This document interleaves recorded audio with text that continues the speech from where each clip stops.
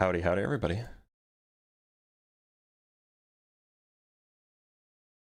Howdy. Testing audio. Okay, audio seems to be working just fine. Excellent.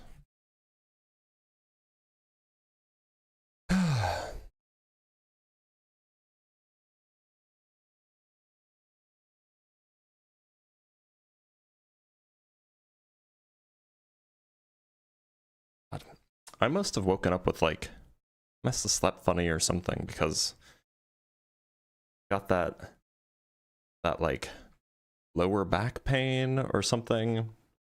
Not quite lower back, it's like upper glute or something, just like a soreness. Very unpleasant. No, it's not my neck. Not today.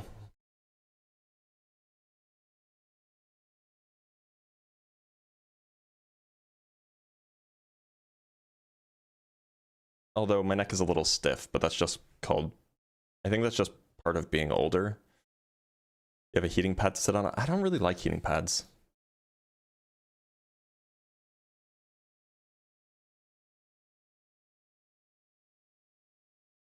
Don't love them. Ah, we have our first guest, I guess. All right. Didn't we speak to this person last time? Cyanide anthrax? I thought we did, but let's bring him on. I don't really remember. Oh, never mind. They dropped out of the queue.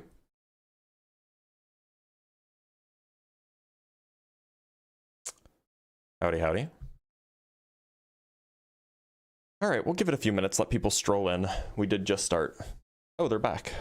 See if they actually want to come up and talk about the shape of the Earth. Cyanide anthrax. The flat earthers are distracting us from the Epstein files, and they are brainwashing us. Flat earthers have existed for longer than the Epstein files have, my guy.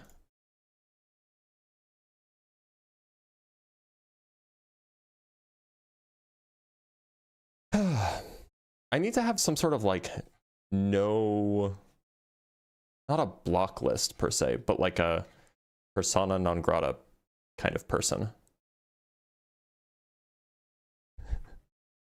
Muso, I don't think that you're a flat earther, are you? Are you a flat earther, Muso? Are you a flat earther? Yes. Really? I think like, why? Didn't we talk about whether God exists fairly recently? Yeah. Bro, how are you? I heard you got cancer, bro. Did you get it scanned? I'd rather not talk about it with a stranger, but thanks for being here. Yeah. Oh no, he is a flat earther. I spoke with him on February 26th. Did I speak with him any sooner? No, okay. I spoke with him on February 26th. Or, sorry, February 16th. So, yeah, he is a flat earther. But, you know, we spoke 2 weeks ago. It's not really worth speaking again on the same topic. I guess what I do have is I do have a list of videos that I've made and that I've posted. And so especially if somebody is notable, that they end up getting a video made about them, which, you know, happens pretty frequently in the flat earth community, I can look at my list of videos that I've made which have usernames on. Yeah, so the last time I had him on, well, the video was 1.46 gigabytes, which means that the video was, I don't actually know how long it is. Oh, it was 22 minutes, so it wasn't that long. All right, let's talk to Black Star. I don't recognize that name. Black Star, how's it going? Yeah. Black Star, what shape do you think the Earth is?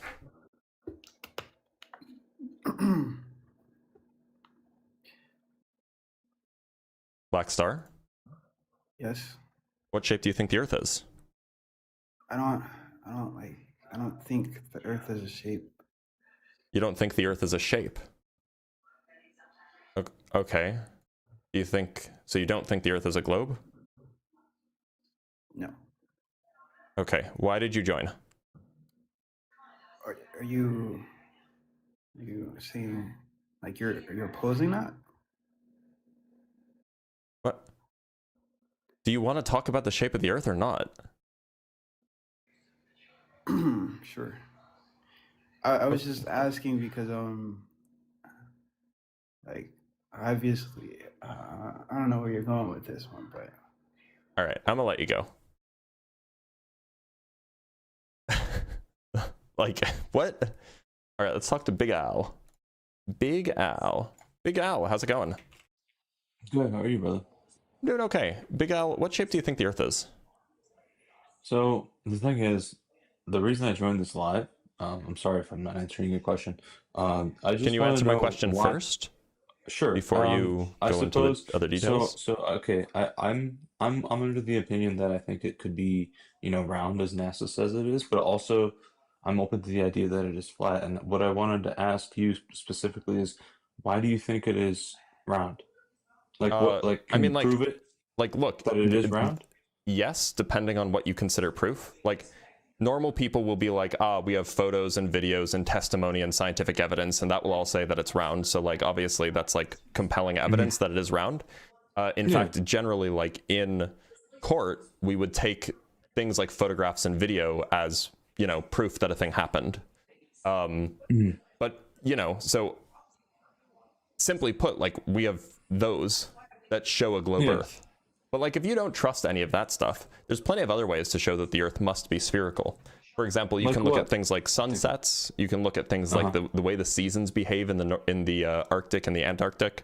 You can look at the lengths of shadows. You can look at the illumination of clouds.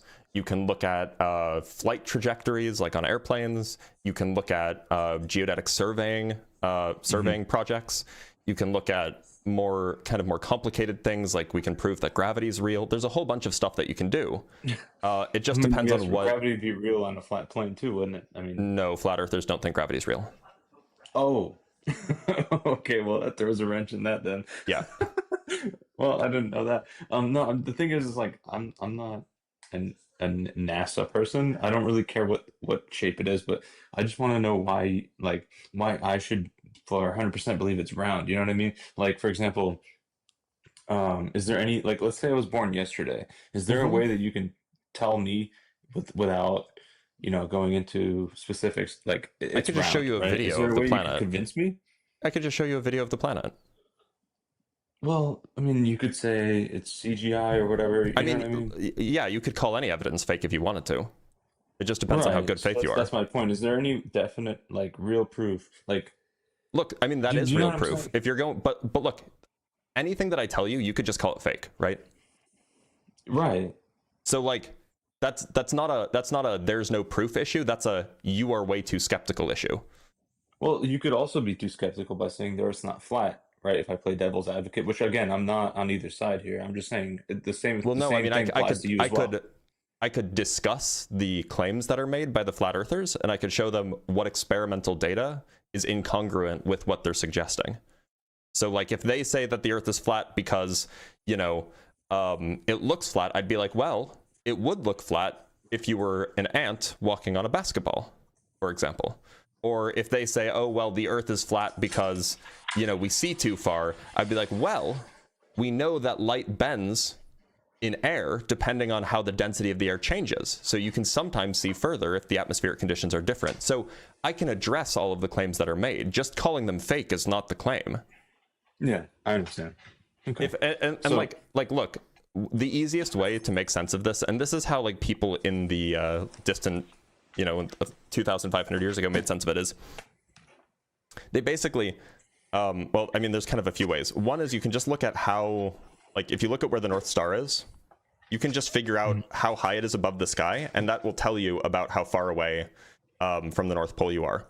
And if the Earth was flat and you were moving along a straight path, the geometry would suggest that the angle shouldn't depend, or that the angle should change non-linearly with the distance. So if you double the distance, that doesn't mean that the angle decreases by half. That makes sense. Yeah. But on a globe, Geometrically, at least. on a globe, that's actually what does happen. If you double the distance, then your angle will decrease by half. And so, like, there are things that you can just look at in the sky and observe and deduce that the Earth cannot be flat and must be spherical. Okay, so let's say it is spherical, right? Mhm. So what is the purpose of this debate? Is it to convince people that believe it's flat to believe Yeah. that it is round? Yeah. And then what purpose does that serve if you did I like when succeed in that? people aren't scientifically illiterate. Okay, I'm fair enough. fond of scientific literacy. But Okay. look, Big Al, I'm gonna let you go. Yeah. But I do appreciate the questions. Thanks for being here. Okay. Absolutely, man. Take care. Take care. All right, let's talk to Homie Roach.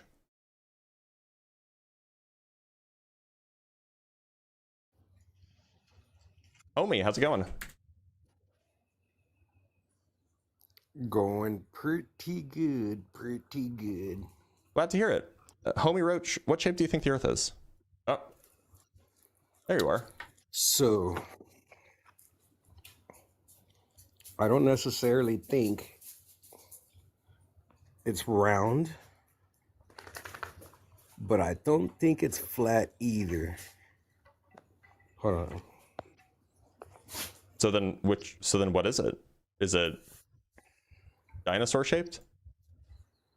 What is what? The Earth. Oh, my bad, son. Yeah, so I think, right, if you look at all the textbooks that were written in other countries, they all say, I don't read, bro, but you seem very smart, bro. And Why'd you come up?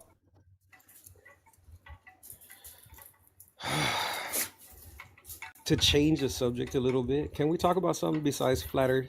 Nope, not today. It's like 9:15 in the morning. What is he doing that inebriated? Or that intoxicated? Like, what is he doing? Secret, how's it going? Hello? Secret, how are you? Grand. Can you hear me? I can. Secret, how old are you?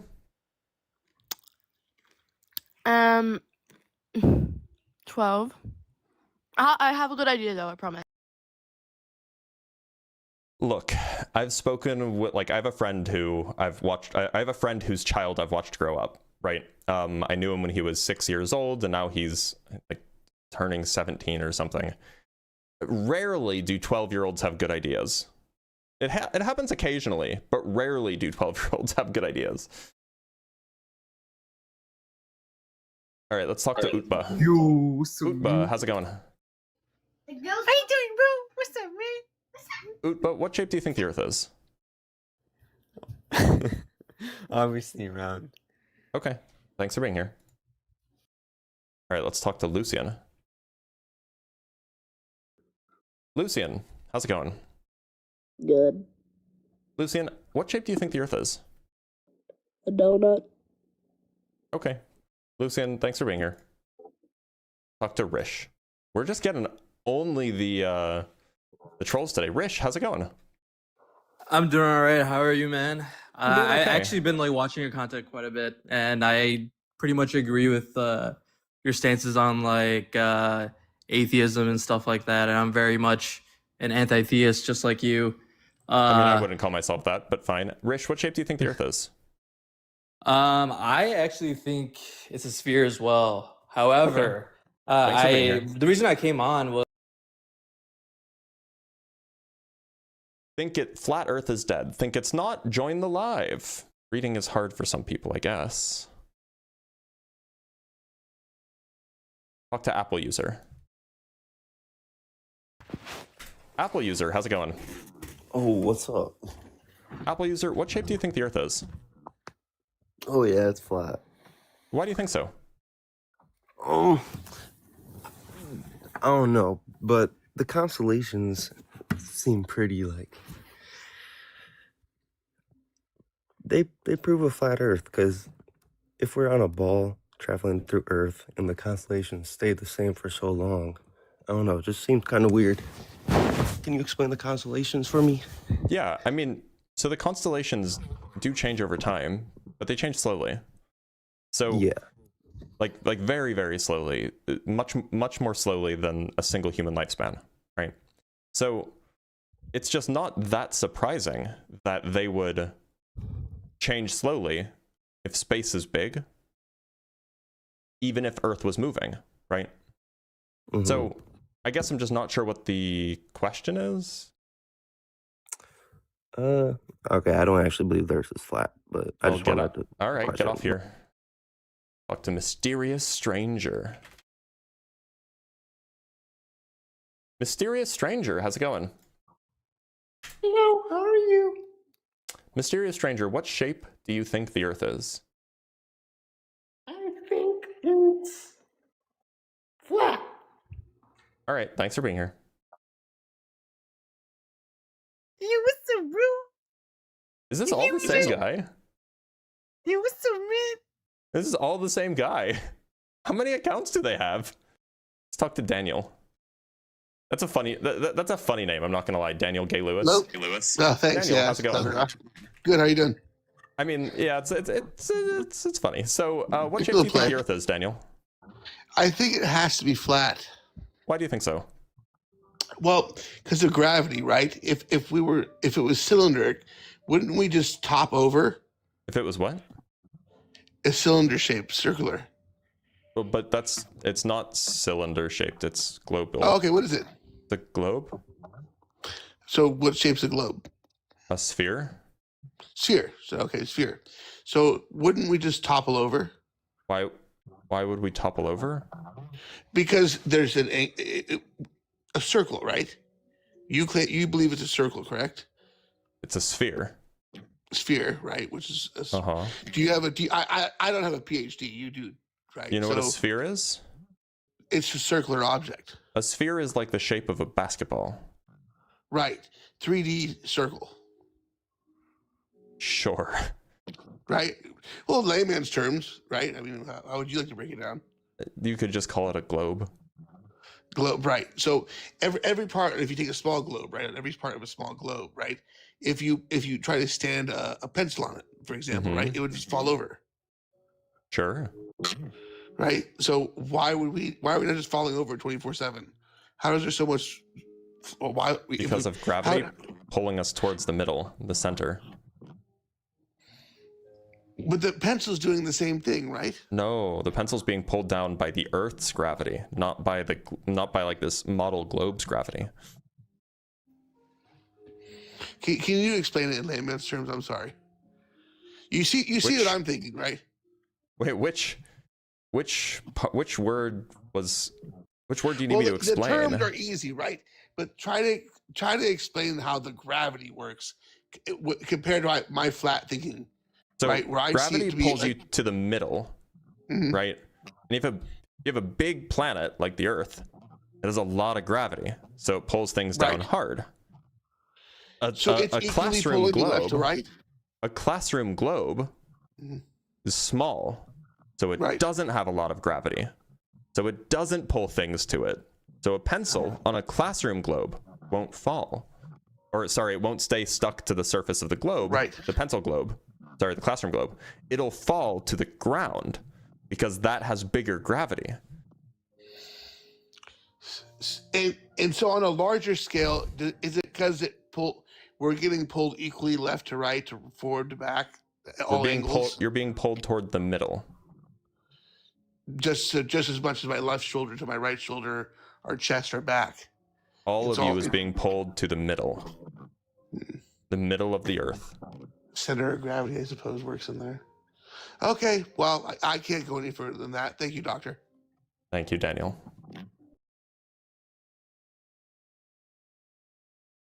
Let's talk to Happy Daddy.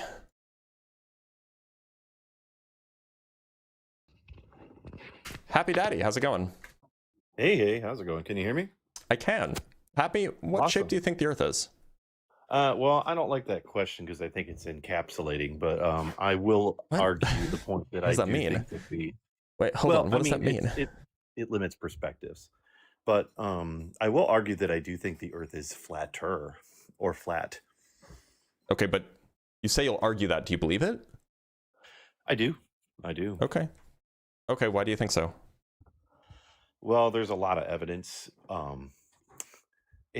There's a lot of evidence. And I think my biggest thing that I would lean on is the fact that there is lots of pilots who will argue the fact that when they fly, they never compensate for curvature, right? And I know that's an outdated argument that a lot of people feel that they can argue. But the biggest thing that really, really sticks it to me is the fact that, for one, pilots don't have to compensate for curvature, as well as engineers. In the entire engineering field, when working on large projects like bridges that extend over, they are literally told to ignore curvature. Oh, that's not true though.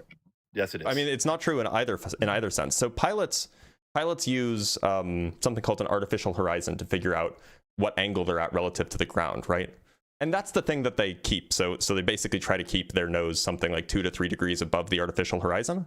It's like this little device that has a brown in the bottom half and blue in the top half. You're familiar with this? I'm absolutely familiar with it, yeah. Yeah, so artificial horizons use a gyroscope. And gyroscopes tend to drift as you move along the surface of the Earth. And so, especially in old artificial horizons, mechanical ones, they use devices called pendulous vanes to keep themselves aligned with the downward force of gravity. So they absolutely do account for the curvature of the Earth, as so long as they are following the artificial horizon and keeping their nose elevated at, a few degrees above the artificial horizon, they will automatically follow the curvature of the Earth. They will tilt their nose to account for it as they do so. Keep in mind, though, the shape of an airplane. The shape of an airplane will basically do it on its own because they're designed to do it on its own. They're designed to do it on its own. And with regards to engineers, there's a very famous case of the London Tube. So this was being built in the 1800s, right? When they were digging tunnels for the London Tube from 2 different ends, and the goal was to meet in the middle just to save on time. And initially, in the original blueprints, they didn't account for the shape of the Earth, for the curvature, and they missed. And then when they went back and redid the calculations and they had to redig the tunnels, then they were able to meet after accounting for the curvature of the Earth. So, I mean, it's just not the case that engineers don't have to account for this. That's interesting. Okay, so I'll take these points into consideration. Mostly I'm just curious about your perspective and your argument points. But one last point I would like to bring up is that why is there tons of pilots? And I'll give it to you that you say that they don't, I guess you're saying that because they follow that, what is it? The Terminator line is what artificial you're horizon, to, right? No, you call it the artificial horizon? That's what the device is called. It's called an artificial horizon. The devices. So they use the artificial horizon to follow the Terminator line, which is fine. You could say that they're automatically compensating for the curvature of the Earth, maybe without recognizing it or realizing it, as I'm assuming is what your argument is. But explain this to me then. Then why do all these pilots say that when they fly north and south, for one, they say that they don't compensate for the curvature of the Earth? You're saying that's the reason is because they follow the Terminator line. But when they fly north and south, they also don't have to compensate for the drift to east and west, right? So when they're flying north and south, they fly a straight line. But when they fly east and west, they have to compensate for constantly. If they're flying west, they have to constantly compensate for constantly adjusting the plane to the right if they're flying west. And they have you mean if they're flying north? No. West. Flying west wouldn't do that. That's what these pilots were saying. That's what I'm saying. When they fly saying west, that they have to constantly so look, I mean, to the right. So they are to the east, to the north. And when they fly east, they have to constantly adjust to the north. So if the faster, the more they fly east and the more they fly west. It's actually funny you say that. Course. That's actually exactly a prediction of the globe. So if you want to maintain and I can just show you this on a model if you'd like. I'll just show you on Google Earth. If you want to maintain a due east or due west trajectory when you are not at the equator, you actually have to make constant adjustments, because flying straight on a globe does not mean following a constant latitude. And I can show you exactly what I mean by that. One moment. Let me open up my browser.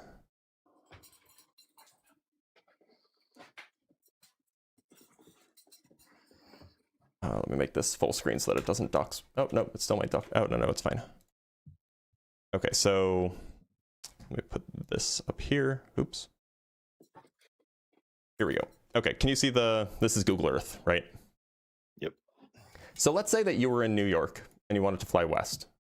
Let's say you wanted to fly, well, let's just say that you're flying whatever due west is.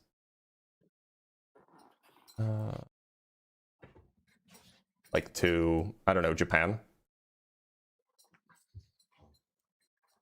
Something like this. You really think a straight flight would go that far? You can fly from New York to Japan direct. There's a flight that does it. It's called American Airlines 167. Anyway, so you fly from New York to Japan. Now, a straight line trajectory from New York to Japan on a globe actually takes you pretty far north. And then you loop around, you basically swing up over the north bit, and then you come back down. That's a straight line, and you can see why it's a straight line, because, you know, looking at it from this angle, it's definitely straight, right? Mm-hmm. But if you were to zoom in, it definitely looks like you're flying north. Now, the other thing is that if you wanted to fly actually due west the whole time, you have to do something different, right? You would want to be flying something like this path, right? Something like that. I don't know, that's roughly due west. And so we can actually see, is there any straight line trajectory that actually, is there any location that would take you along a path that looks like that on a globe, right? And so let's just try to, I don't know, let's just put a location, because clearly to fly due west to Japan, you have to swing up north. So maybe there's somewhere south that will take you going in that direction. So flying to Hawaii, you still have to go a little bit north, but that's pretty close. We can try something else. We'll try something a little bit further south than Hawaii. And I promise I'm getting to a point here. Let's say you're flying to Papua New Guinea, let's say. Still really hard to make it go due west, huh? Let's try something further south even. Maybe Samoa. Too far. I'm just doing trial and error. I gotta find something that looks like it's going due west initially. So, okay, I'm just gonna put some place in the middle of the ocean, right? Okay, that looks like it's flying due west initially, right? Okay. It's at least close enough. It's a little bit north, but close enough. The point is as you keep trying to fly in a straight line, keep in mind, this is a straight line trajectory, you're just going. You end up swinging south. And so if you want to fly due west following a constant line of latitude, you actually have to keep adjusting north so that you don't end up going south. That's a prediction of the globe, and it's because straight lines on a globe are things called great circles. So I can draw you an example of a great circle, or at least half a great circle, and you'll see what I mean. So I need to find whatever the opposite of New York is. So New York's opposite is going to, nope, I don't want to swing around that way. Okay, Like, I think I'm catching on to what you're saying. Okay, so if you're catching it, yeah, if you're catching on to what I'm saying, the only then point it's I not- really do want it's to fine. highlight is that I think that the difference is that I think you're focusing on straight lines, and I was focusing on west, because what they were talking about was going west and east. Right. They weren't, And so what I'm saying is these that if you pilots want weren't to talking go about due flying in a west, if straight you want line. to go due west, then you will constantly have to adjust north to prevent yourself from swinging south like you would if you were going in a straight line. I feel like we're not. Like you have to trying turn right if you're going west. You have to you have to keep your wheel turned slightly right. Otherwise, you will end up going south on accident. Right. And then if they're going east, they would have to keep going left. Yep. Which is north. Right. So, and you're saying that's, I feel like I'm not following this, because I feel like the you're focusing on the straight line thing, and I'm focusing on Well, things go in a straight, look, so a plane would fly in a straight line, right? If you just kind of like, I mean, obviously there's wind and stuff, but if you were just, assuming that there's no wind and all of that stuff is negligible, if you just took your hands off of the controls and you just like, you know, your controls were straight up and down so that they're not tilted or whatever. You just took your hands off the controls. In principle, the plane would fly just straight, right?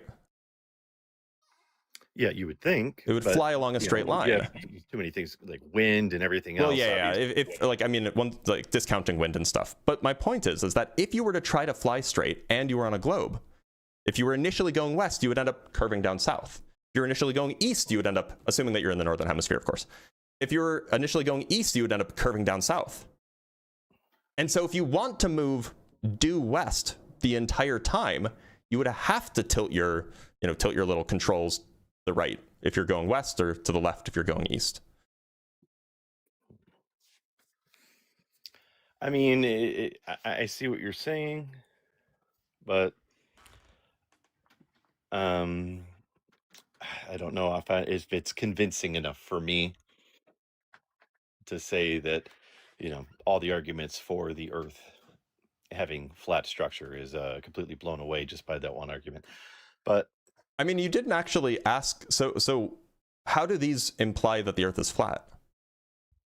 Because it sounds like what you're giving is you're offering like some sort of, it sounds like you're trying to offer a critique of the Earth being a globe, but it doesn't sound like what you're doing is you're offering evidence that the Earth is flat.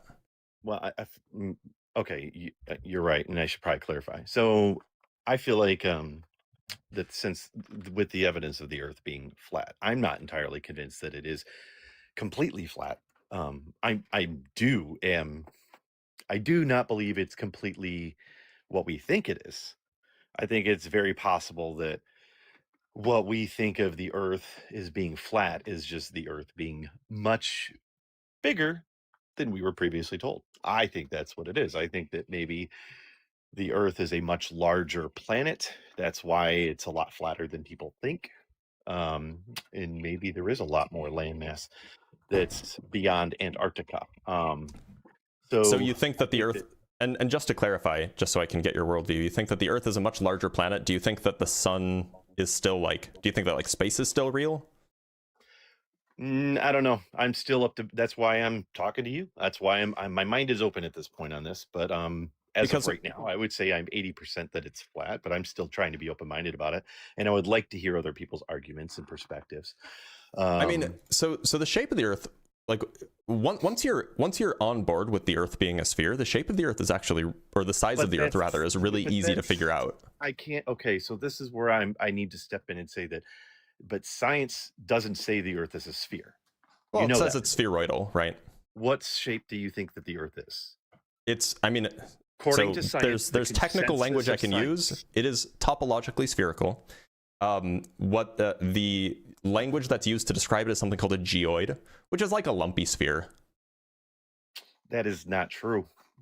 Yeah, that is not sure true. it is. That is not the consensus. The consensus is that it is more pear-shaped.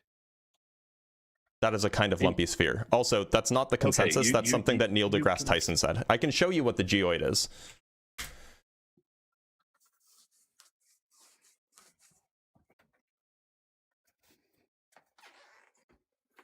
Here, let me show you a picture. So here's the geoid. This is exaggerated by a factor of 1,000. So like the vertical deviations are exaggerated by a factor of 1,000 here, but this is it. It's not like, it doesn't have, this isn't a shape that has like a name that you learn in geometry. So they call it a geoid, which is the shape of the equipotential of the Earth. Hence the name geo, it has the word geo in it. But yeah, I mean, it's topologically spherical. So you're, okay, just to clarify. Yeah, so go ahead. Now you're saying right now that the picture, you could keep that picture up. I think it'll be helpful for the conversation, if you don't mind. Open it again. And you said that's a geoid, right? Called a geoid. Geoid. So you're saying that if we were in space, this is what we would see. No, correct? This is exaggerated by a factor of 1,000. Exaggerated by if you were in space, you would not be able to tell that it wasn't a perfect sphere. That's how close to a perfect sphere it is. That's so interesting. So how is this picture relevant then with the fact that it's exaggerated by the shape of it? Okay. See, these are the arguments. Well, because you wanted to be like pedantic, and you want to be like, oh well, it's not actually like the scientific consensus isn't that it's a perfect sphere. You're right, it's not a perfect sphere. It's this thing, and where this is a visualization that's exaggerated by a factor of 1,000. But if you were to just be in space and look at it, you would not be able to tell that it's not a perfect sphere. But you know, of course, our eyes aren't perfect, so like we couldn't see like the tiny deviations and stuff like that. Now, I feel like this is circular logic at this point. Like, I feel like you're showing me a picture and you're like, look, this is the justification for why the Earth is lumpy in it. Oh, but it's also I wasn't saying this is the justification. I didn't say this is the justification. It's still kind of a perfect sphere, despite the fact that to prove my arguments against the Earth being flat, I have to talk about how it is completely this spheroidal shape, and it is not a sphere. I mean, look, okay, you wanted like you wanted the technical language. Structure. You asked for what the scientific consensus was, so I gave you the technical scientific consensus.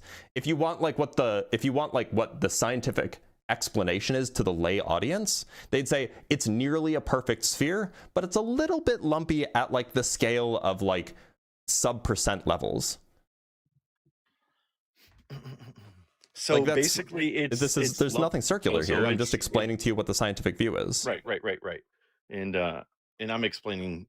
I'm just highlighting my frustrations with, you know, how these arguments will be used to both, you know, debunk questions about flat Earth. We'll say something like, "This doesn't add up. That's because the Earth isn't round at all. It's very different shape." But then you're like, "Oh, who says that?"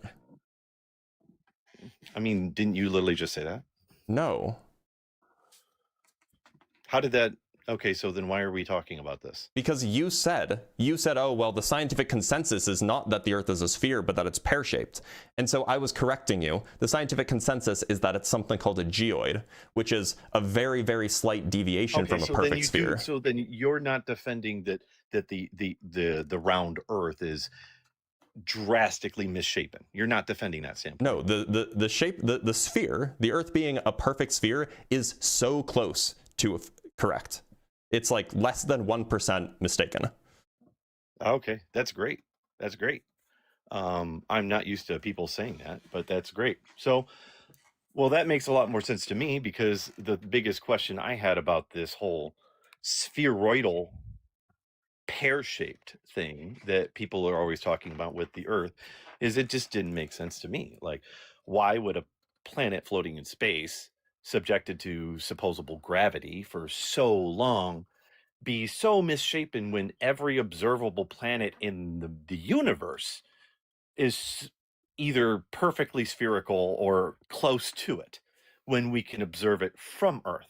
How is it that everything outside of Earth? I don't know who you're talking to, but I talk to a lot of people. Like I'm embedded deep in the, you know, globe versus flat Earth like conversation, and I've never heard a globe earther say, "Oh well, it's not a perfect sphere, it's a pear, therefore you're like." I've never heard anybody make that argument. The only person I've ever even heard say that the Earth is pear-shaped is Neil deGrasse Tyson, and he said that because sometimes he says things that are dumb. He does a lot. He's kind of an idiot. So like, it just sounds like you're arguing against the straw man here. I don't know what we're doing. No, what we're doing is you call people up, and I'm trying to ask questions about why you think the Earth is actually why do you round. think the Earth is flat? Like, I can give you like loads of pieces of evidence for like the Earth being a sphere, and surely like I'm sure that many of them would be called fake, like, you know, photos and videos and testimony and experiments, etc., etc. But why do you think that the Earth is actually flat? Why are you at 80%? What's the evidence for the Earth being flat rather than I'm not asking for evidence against the Earth being a globe. I'm asking for the evidence that the Earth is flat. Well, that was really it. The pilots. That was the thing I was highlighting in the beginning. But that's not even evidence that the Earth is flat. It's evidence if you trust it, if you take it at face value, it is evidence that the Earth might not be a globe, right? But it's not evidence that the Earth is flat. Might not be a globe. That's the claim anyway. Like, I don't think that it's actually valid evidence at all, because, like, you know, the explanation I gave. But at best, what you're saying is it can't be a globe because the pilots thing, right? It's flat because. Right. Well, I mean, I didn't really have anything further other than that. Honestly, the only reason I tried to step up is because when I hit request, you were getting troll after troll after troll, and I figured I would just throw a question in there out of curiosity. Well, I do appreciate you not being a troll. I'm not some hard hell-bent flat earther trying to prove the case. I just wanted to ask questions because I'm curious. So, and I do appreciate that. So what I would suggest, and look, I have like a whole document of like pieces of evidence and, you know, things like this, but don't worry about that. What I would suggest that you look into is have you heard of the final experiment? Not sure. Describe it to me. I've seen tons of videos. So the final experiment was something that was conducted at the end of 2024. There was it was a pastor, actually, an independently wealthy pastor, who was sick. He was like tired of his, I think he had like a friend or a family member who was a flat earther, and he was like tired of the argument. So he took his money and he basically brought 4 fairly famous, his name is Will Duffy, by the way, that's the name of the pastor. Is this the Antarctica thing? It's the Antarctica thing, yeah. Oh, yeah. So you should look into that. No, I did. I watched it. I didn't feel like it was convincing in any way, shape, or form. I apologize. I know you guys really like that. I mean, what do you make of it, though? Like, do you just think that it was all faked, or? I feel like it was. I feel like that it was not. I mean, can you go to Antarctica? Most people can't just go to Antarctica. Yeah, you can. There's like a whole bunch of companies that you can book tours with. Yeah, what mean, like, okay, well, that's what they did. Mean, right? I don't know what the prices are for something like that. So it's not cheap. Like going to Antarctica is not cheap because it's far away from everything. You have to bring all of your food with you. You have to bring all of your poop back. It's not cheap, but you absolutely can do it. Oh, wow. So if I just wanted to get into my own plane with all my own resources, I could just fly to Antarctica if I wanted to right now with no issues. I mean, yeah, you could. If you want to land somewhere, you would probably have to talk to the owner of the landing strip that you were landing at, right? Because, of course, these are owned by people and places, or, you know, people and countries. But you could, in principle, you could just fly over, yeah. Around Antarctica is that's all bullshit. It's not restricted airspace in any way. No, it's not restricted. Now, what is the case is that it's not really that safe to fly over Antarctica because, again, there's not really a lot of places to land. So if like you lose an engine, it's not particularly safe to crash land there. So commercial airlines generally, with a few exceptions, commercial airlines generally don't fly over Antarctica, again, because it's not safe. And there's not really a good reason to fly over Antarctica otherwise. But yeah, there's not restricted airspace there. Interesting, because it seems to have been pretty large consensus that according to who? It's been I mean, I remember this thing about all the governments kind of coming together around 40 something or whatever. The 50s, you're talking about the Antarctic Treaty. What you'll find in the Antarctic Treaty is that there's nothing about airspace mentioned in it at all. Interesting. So what about it's actually really short. You can read it yourself. Like one of the things that I feel like that made me really question the whole flat earth thing is wait, just to be clear, so you think that the final experiment stuff was fake? I did not say that. I just said it didn't convince me. You're not convinced that it happened, or like you weren't or like even though you grant that the evidence, or even though you grant that it happened, you're not convinced that the evidence that they displayed showed that it's a globe, or like which part? Which was the unconvincing part? I mean, I felt like most of it was just not very convincing. I mean, it's like, do you think that they actually went to Antarctica, or? I mean, you got me. I mean, from the video they said they did. I didn't have. I mean, like they recorded the entire flight, right? There was at least one person who was in the group that recorded the entire flight. They had like a compass on display, so you could see that they were flying south. And they did like a GPS location from where they were leaving from. Like it's pretty hard to fake all of that, right? I mean, especially because it was done like by a private individual and not a governmental organization. I mean, I'm not trying to argue against that. I mean, if you really should look into it, then it's great. I mean, I did watch it. I just felt like it wasn't convincing to me, but that's just me. Which part? Which part was not, like you say, like it wasn't one thing. It was many things. So was it like you weren't convinced by the flight, or by the flight time lapse that showed them flying from Punta Arenas to Antarctica, or you weren't convinced by the 24-hour time lapse of the sun, or like you weren't convinced that the people who were flat earthers actually said that they were flat earth, or who said that they were flat earthers actually were flat earthers, or like which part wasn't convincing? I'm not trying to argue this point. I just stand unconvinced. I mean, I'm sorry if that bothers you. Well, and I'm not trying to argue with you on this. It just sounds like you're saying I'm unconvinced without saying what you're unconvinced by. Like which thing you're skeptical of. Okay, well, how about we'll put a pin note on that, and then if you want, I can say all the things, and you could try to debunk them if that's what your goal is.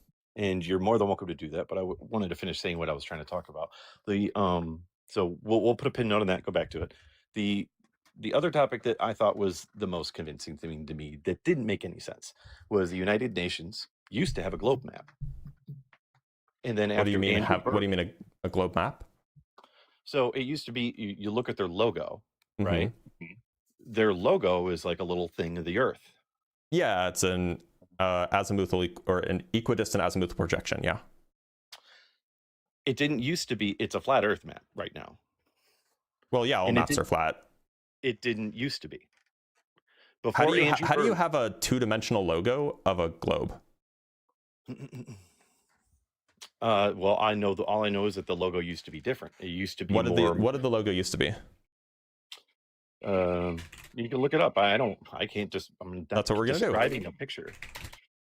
But before Andrew Bird had flown out to the Antarctica, they used to have a different logo that matched more closely to a globe Earth map.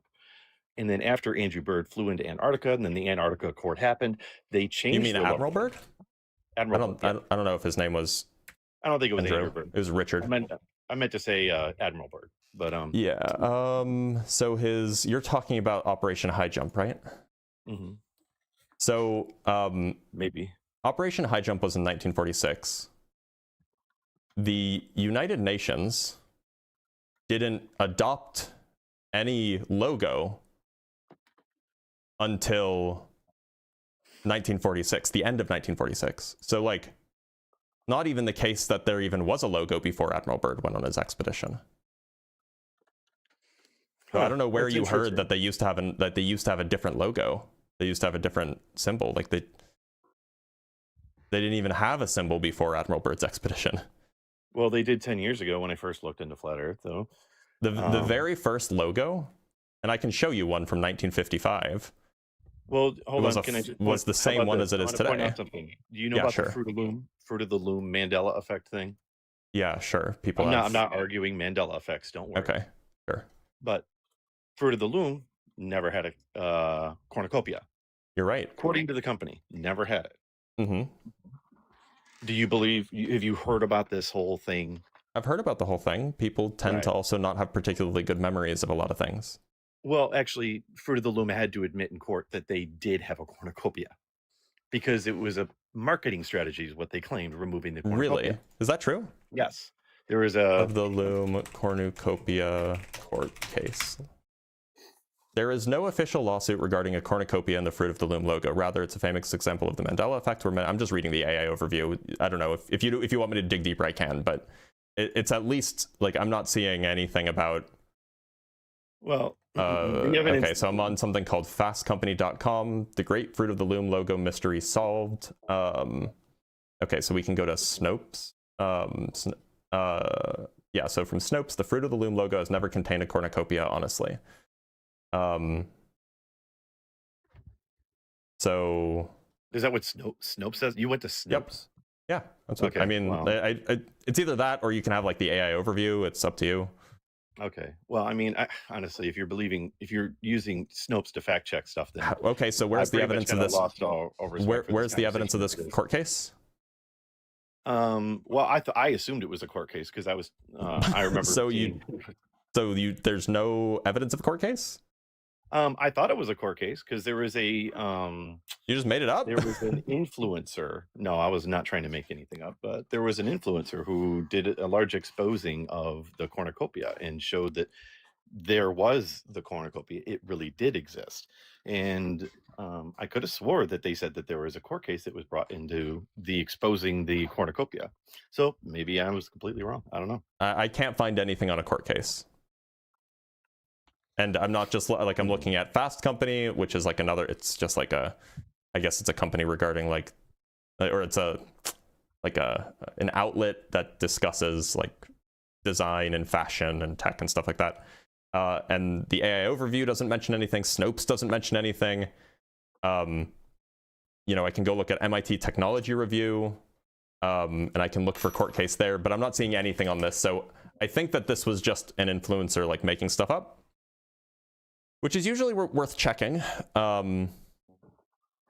But anyway, suffice it to say, it's hard to have these debates and then, you know, when I'm just jumping up and well, no, most I mean, of these arguments I'm obviously not prepared for because I'm just trying to bring up points of things I saw. I'm not some professional guy who argues. Look, that's fine. Flat Earth all the time. So I don't have my computer on the screen and I can't look up things like you can. That's and fine. I can't show all my evidence and then research it and use AI to present my argument like you are. Look, it's not that I'm intellectually here's what I found. lazy. It's I'm just not, that I'm not calling you intellectually lazy. Resources at the moment.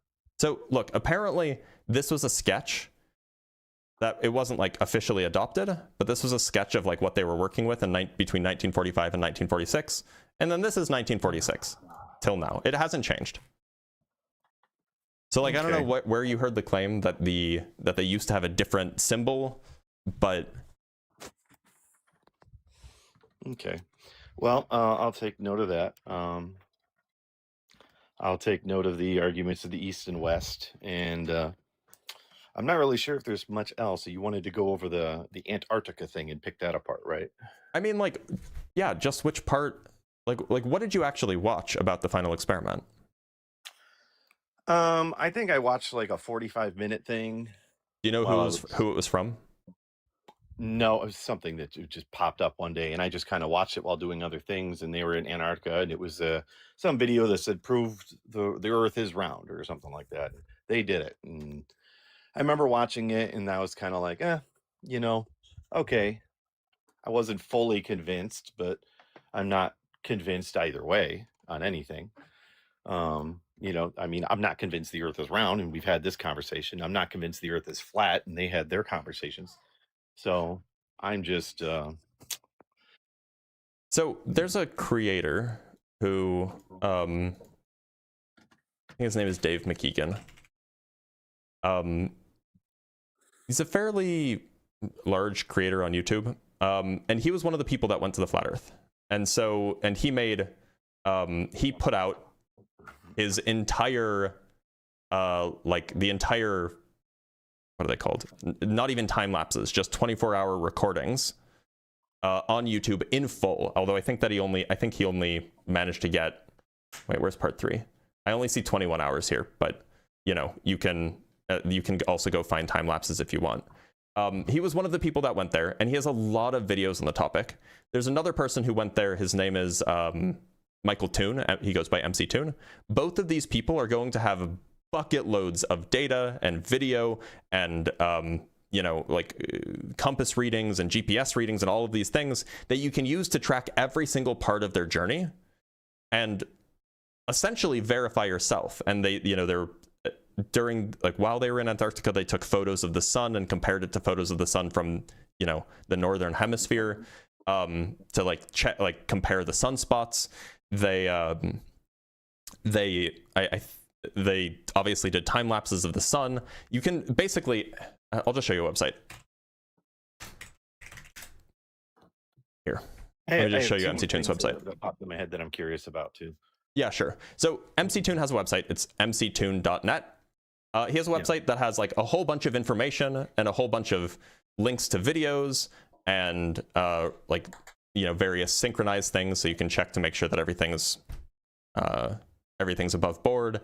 So he has like time lapse of the flight from South America to Union Glacier, and he has you know, the like time lapse of the 24. He has all of this stuff on his website in a pretty accessible format. So I would just check this out and see if you can follow the story. The screen for your computer is really small, and I know you said the link. Oh yeah, is there any way you can just zoom in on the link so I can? Yep. How's that? Mctoon.net.tfe. Okay. Yep. His name is Michael, and his last name is Toon. So and I think his middle initial is something with a C. So. But yeah, so this is the place to go. And just like, if you actually want to know what's going on with this experiment. Spend an afternoon, like pay attention to it, go through like you have like raw videos from, you know, various cameras, and you have a whole bunch of different other live videos. This was live streamed after all. There's a whole bunch of different experiments that were conducted. You know, there's obviously news reporting, there's like tickets that, like, you can see the tickets here. So just go there and take a look at what's there and see if you can make sense of it. Yeah, I'll take a look at it, and I'll see if it'll sway my opinion. But there is 2 more things that I would like you to give me your perspective on. Sure. Well, I'll start with the big one first. What do you feel about the whole Project Fishbowl thing? Which one's Project Fishbowl? Is that the Admiral Byrd? Oh, no. Project Fishbowl is the nuclear, high altitude nuclear detonations, right? Correct. Yeah, okay. I made a video about this a while ago. What's the question? Well, just your perspective on it. I guess it's Operation Fishbowl. Well, they were trying to see what happens to the world and to the atmosphere and to the nuclear detonations when they're detonated at high altitudes. And so they detonated them at high altitudes, and then they got information, and then that was the whole thing. Okay. I mean, what's the question? What's I just thought what's it was up? interesting that, it's Admiral Byrd. Admiral Byrd wasn't related to Operation Fishbowl. Well, didn't Operation Fishbowl happen right after Admiral Byrd? Operation Fishbowl was in this, I guess it began in 1962, and Admiral Byrd's was in 1946, I want to say, was his thing. So, like, it was after. I'm not sure if it, like, Operation High Jump was, I guess 15 or 16 years later, or sorry, 15 or 16 years earlier. So it's not like right after, no. Oh, okay. All right. I just wanted your opinion on it. So your take on it is just that, it's just, okay.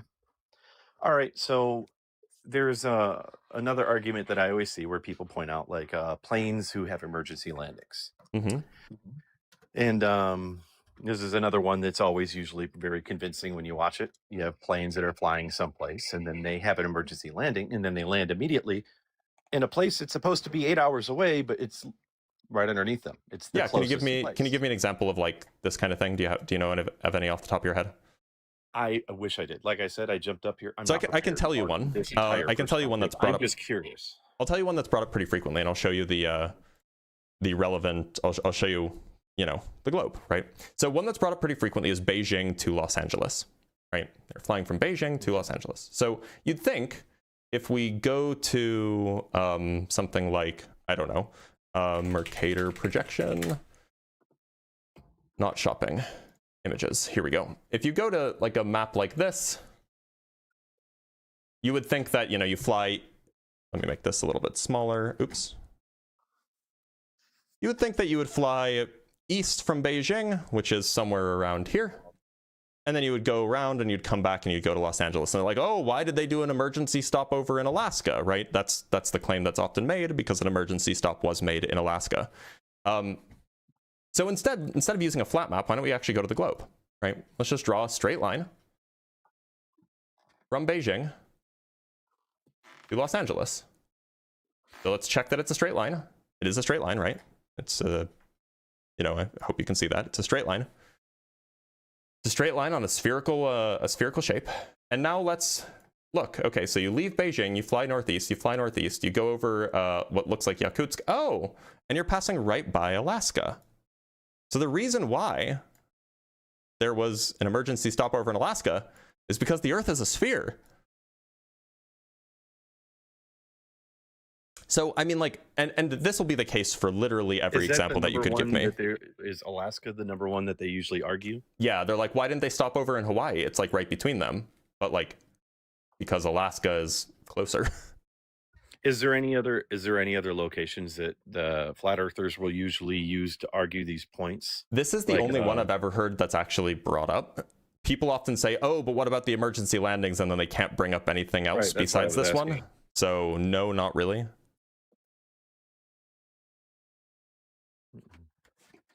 Interesting. I'm trying to think if there's any other points that have been presented with me.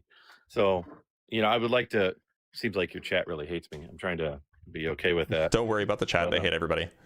Right. I mean, I really would like to say that, you know, you guys may not like my perspective and, you know, whatever. I'm not really putting perspective. I'm only here to answer or ask questions and get some curiosities answered.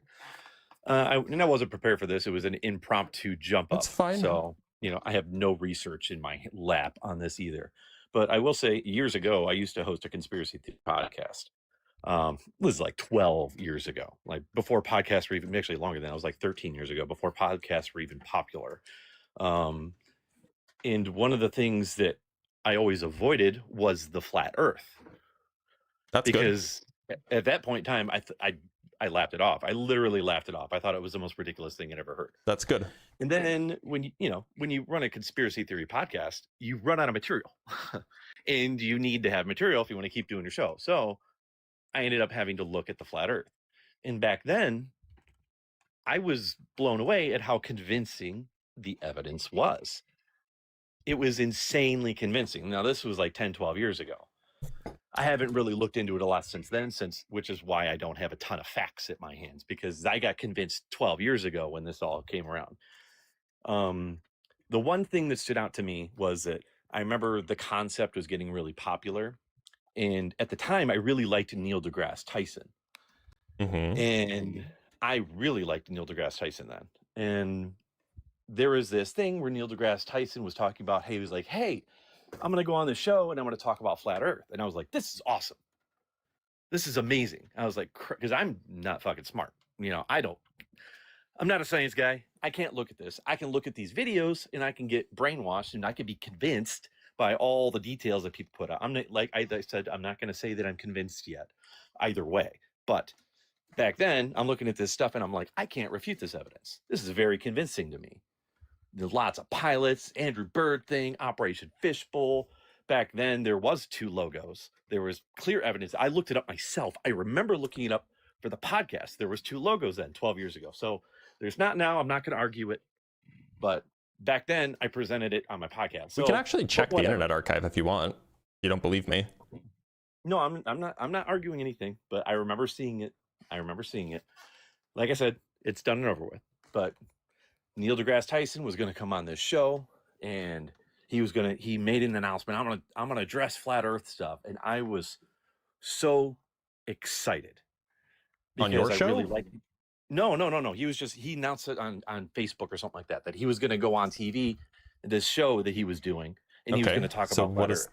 Okay. So, I mean, so, go ahead. Basically, he went on the show, and me being just a regular dumb citizen, I'm just like anybody else. I'm trying to figure out what the world's going on, right? And I was watching the show, and I'm like, he's finally somebody I respect in the science community is going to address my questions about this that I don't understand. Can you land the plane? Because I feel like you've been talking about how flat Earth or how Neil deGrasse Tyson is going to talk about it now for like 5 minutes. I just want to know where are we going with the story? He went on the show and he did a rap diss where he did some stupid rap and he talked about how flat earthers were stupid, and then he like dropped the mic and walked off stage like, I'm Neil deGrasse Tyson. And I was like, okay, the most disappointing moment in I'm sorry that Neil deGrasse Tyson disappointed you. Of science. I'm sorry that Neil deGrasse Tyson disappointed you. I don't see how that makes the flat earth more true. Well, I was not doing that. I was actually building up to be a compliment to you and your patience. Well, I appreciate that. Well, I kind of want to retract it now because you're kind of taking so many digs at me when I'm just trying to build it up. I'm not trying to take digs at you. I'm just trying to. I just wanted the story. I just wanted you to land the plane. Right. But I mean, look, like if you want to retract your compliment towards my patience, that's fine. So we did say that we would we were trying to come to a close. So all I would say is just look at that website. If you find it convincing, great. If you don't find it convincing, feel free to come back on at a later date and we can talk about it. In the meantime, I'm gonna let you go because there's other people that want to come up and talk. But thank you for being here, Happy Daddy. No problem. I appreciate you. Take care. See ya. All right. We have some super chats to read, and then I'm going to bring up Arthur Aragon Official. I got a text message. Who's this text message from? What the heck? I think my cousin's phone got hacked. Or I don't... Oh, wait, no. No, he was just being kind. It just looks like ChatGPT. Anyway, okay, let me read some super chats, then we'll bring up our next guest. I'll have to read it in full later. From Just Some Guy with the $5. Not gonna make this weird, just hope you're well, bro. Well, I appreciate that, Just Some Guy. From Gretchen with the $3. You had him at gravity. This is dumb now. Yeah, I mean, flat earthers generally don't believe in gravity. You can go listen to any of the big flat earthers and they'll say the same thing. From Shay Welsh with the $5. Would you ever consider debating moon landing, Hollow Earth, and other space conspiracies? Thanks, Blitz. I am happy to debate the moon landing. Hollow Earth is like, I'm happy to talk about the Hollow Earth as well. They're just a much smaller portion of the population. So you just don't get as many people, and so we won't be able to find opposition. From Matt with the $5. Whatever happened to that guy who was going to fly you to Florida and take you out on his boat to prove the earth is flat? I decided I'm not going to go because that's crazy. From Emery with the 110 Turkish lira, I think it is. You have to compensate the earth rotation also. Ground moving to east, if you were going diagonal, it is a mess. If you try to go straight, yeah, so that's a thing too, right? From Tim Davidson with the $5. Walking a straight line on the side of a steep hill, you'll have to keep walking up the hill to make sure you don't walk down the hill, like that. Oh, that's a good way to explain it, actually. From Tim Davidson with the $5. Again, if you are 99.999% a perfect sphere, can't I just go ahead and say it's a sphere? Yeah, you can, and that's what I do. Tim Davidson again says, the Antarctic Treaty specifically says no military operations. A giant wall of guns to prevent people from landing there would be a military operation. That's true. Tim, you're killing it today. From Tim again, wait, a logo was changed when more countries joined? I'm not sure if that's true, actually. I don't think that the logo changed. From Unfornicated, what a name. Does this idiot, be nice, understand the logistics involved for Icewall? 44 aircraft carriers, 220 support ships continuously deployed, only 20 worldwide. Be nice. It is a good point, though. There's a lot of logistics. From Gretchen with the $3, let me guess, Snopes is a liberal psyop. I mean, yeah. Right? From Dr. Fudge with the $5. I'm not a professional guy. Pff, check this amateur guy over here. Shout out to my professional guy. I am a professional guy. I'm a guy professionally. Actually, I'm an amateur guy. I'm a guy, but I don't get paid for being a guy, right? From Nectu with the $2. This caller's never been convinced of anything ever. Well, except the flat earth, apparently. And that's the issue with like with like the conspiracy brain. And like he ran a conspiracy podcast, so like he's at least susceptible to this kind of stuff, I guess. Like they're very, very skeptical of anything that's mainstream. From Bend, I'm not going to read the rest of your name, with the $5 New Zealand dollars, to head off any religious flurf off the pass. MC Toon is a Christian as well, and he believes in evolution. Yeah, he is. From L'Oreal Ashley, thank you for the $20. Everyone except you, Dr. Blitz, all my love. I appreciate that, L'Oreal. They're so sweet. And from Normal Boy, with the 59 Norwegian kroners, the most irrefutable evidence of a globe Earth is that we can't see the Eiffel Tower from America. If it was flat, then you should be able to see it. Yeah, similarly, you can't see the Statue of Liberty from Southwest Wales.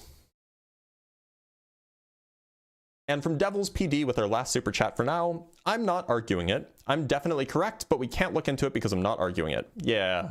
I mean, it seemed like he didn't want to get pushed too hard, which is fine. Like, he didn't come in with all of his facts and stuff, but it does feel a little unfair to say, oh, we can't argue it because we can't argue it or look into it because, you know, I'm not prepared. Like, then be prepared.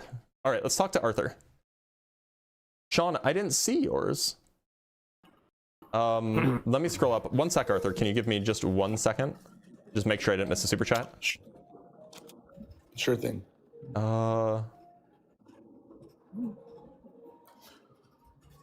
I'm not seeing a super chat that I missed, so it's possible that it was before the live stream launched.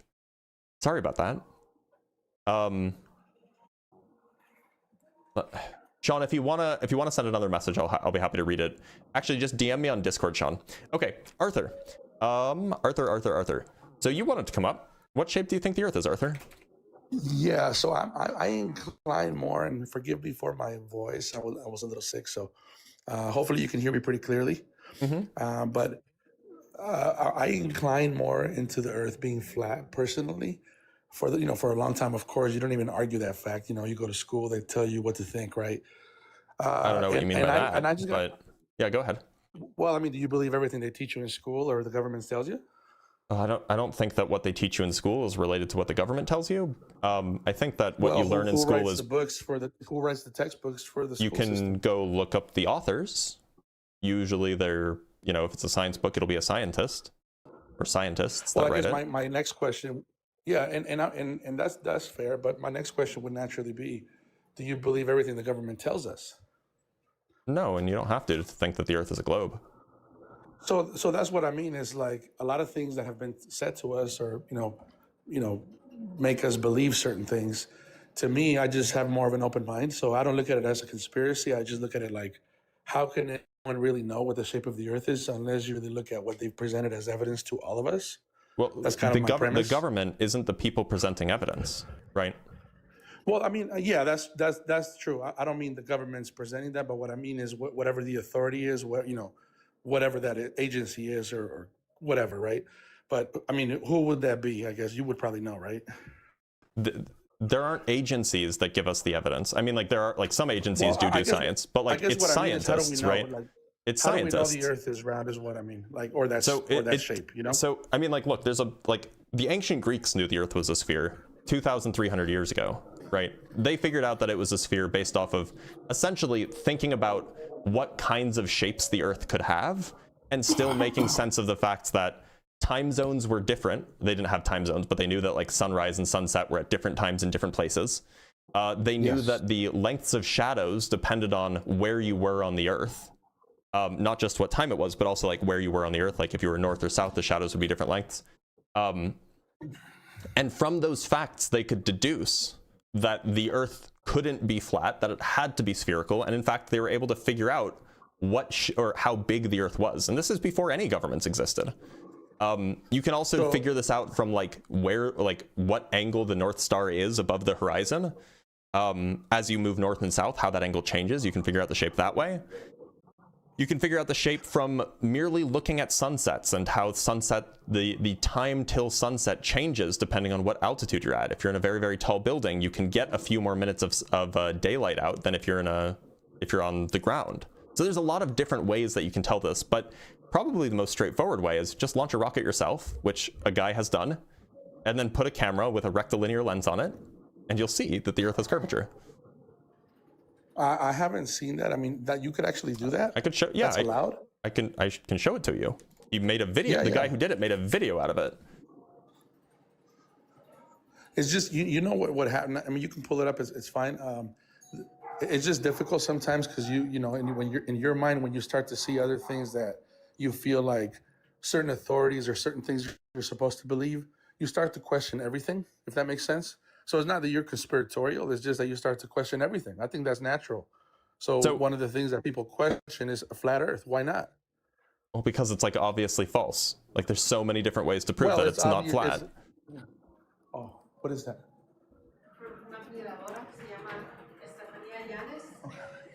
Oh, look, let me show you. So this is a guy named Kip. So this is a guy named Kip Doggerdas. He's the guy who posted it on the internet. I think he's the guy who made it. So he goes over like the whole process of building his rocket and like what the various experiments he used to like calibrate it and test it and stuff. Goes over all of this. And there's various tests and parachute deployment and it's like a whole video. And then we get to the part where he launches it. Now he launches it in the middle of Nevada. It's in the desert in Nevada. So here's a photo. Here's another photo. And he actually has a camera mounted to the side of the rocket. So I'm going to skip forward to the part where this is the camera mounted to the side of the rocket. It's sideways because like the engineering, it had to be mounted vertically. I'm going to speed it up and we can just watch it in real time as it goes up. So here it's going up. It's stabilizing itself. That's why it's spinning. It spins to stabilize itself. And so it's just going to go up for a while. It gets to about 300,000 feet up. I'm just going to skip forward up until it gets to the peak. So right around here is when it gets to its peak. And I'm going to put it back down to normal time. And it's completely it's completely continuous, uncut. There's nothing. There's no room for any of that. But we can just watch now. So here it is at 300,000 feet, right? Or approximately 300,000 feet. now it releases its drogue parachute. Does that look curved to you? Well, no, it doesn't. But it doesn't. We can put it in a editing software and check to see if it's curved. It's only slightly curved, but it is curved. Well, let me tell you how I perceive that if you incline for the Earth to be flat. For me, I don't know if it's going to make sense, but when I think of the Earth being flat, I do believe it's also circular, if that makes sense. So it's, how do I explain it? So I don't believe it's necessarily a sphere. I just think it's a whole different shape, personally. So okay, when I so see you that, think it's like you think it's like a dinner plate shape? Yeah, there you go. That's a good example. Okay, so then because I believe so. So hold on. My next point was an issue with that. More religious based, but yeah. If what you're seeing here is the edge of the dinner plate, then why isn't it ice wall at the edge? Why is there ocean? Or why like over here it should just be all white where the Antarctic edge ice wall is, but it's not. That's like just ocean. There's clouds there. It's just blue. So why, if we're seeing the edge, why aren't we seeing the edge? Well, assuming the edge is the Antarctic, glaciers, I guess, right? What do you think is at the edge? That's a fair point. So I would say that, I've never seen this video, by the way. You should. So it's pretty compelling. Yeah, and I can see. So looking at this video, yeah, to me, I would have that same question. That's a good observation. I would think, yeah, where is the? You can clearly see like the white. I would assume is more, those clouds. Glaciers or no, that's clouds. Clouds, but yeah, clouds. You can see that they're clouds because they're like obviously clouds here, and then it just continues. And also, this is in Nevada, like where are the glaciers that you're seeing, right? Right. Yeah. So that's true, but I would also argue maybe it's kind of difficult to go off of one video personally. So I'll tell you why. Even though this video seems to prove that kind of how far you're cutting out. Rocket go up in the air. How far did it go up in the air? 293,000 feet. At what point so what would have happened if it goes to 500,000 feet? Do we see the glacier? Can we actually see that? Well, look, the point is that you're seeing is that the point is that if it's like it's obviously curved, right? Like this is obviously curved, and if it's curved but because you're seeing the edge, how I explained it too, because like a plate type, right? But I don't understand. Aren't you saying that it's like a plate, and so the reason why it's curved is because the edge of the plate is curved? Like it's like a circle? So what I mean by that is pretend you're looking at a plate from the top view, because that's what we're doing here on this video, right? Yep. So if we did, that's what I'm saying. Like my argument would be is, yeah, I understand this seems compelling, but if we all sway one way, we're gonna, use whatever evidence we find in our favor. Not, yeah, you're doing that. I'm just saying, I think most humans would do that. So if I look at a plate, from the top view, right? That's what I mean. It's like I'm looking at a circle. So then, look. So when you look at a plate from the top view, you see a circle, and so this part here. Sorry, you can't see that. This part here, that would be the edge of the plate, right? I think it would be the. That's otherwise, tough, why is it curved? But that's also me believing that you said what kind of lens did they use in this camera? It's called a rectilinear lens. It's the kind of lens that it avoids fisheye effects. That's what I was gonna say. So it avoids fisheye effects. So that's, I don't know enough about lenses, right? So I'm assuming that that's 100% the case. That's exactly what it's gonna do. They say explicitly that they're using a GoPro Hero 9S with a modified rectilinear lens, or modified rectilinear lenses, because they modified them specifically to avoid fisheye effects. Yeah. So can you play the video just for another few seconds? Is that okay? Just real quick.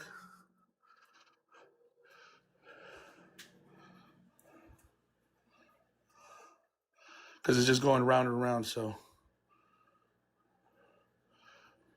And then this is assuming I'm moving all over the place on top of a plate too, right? So it's kind of difficult.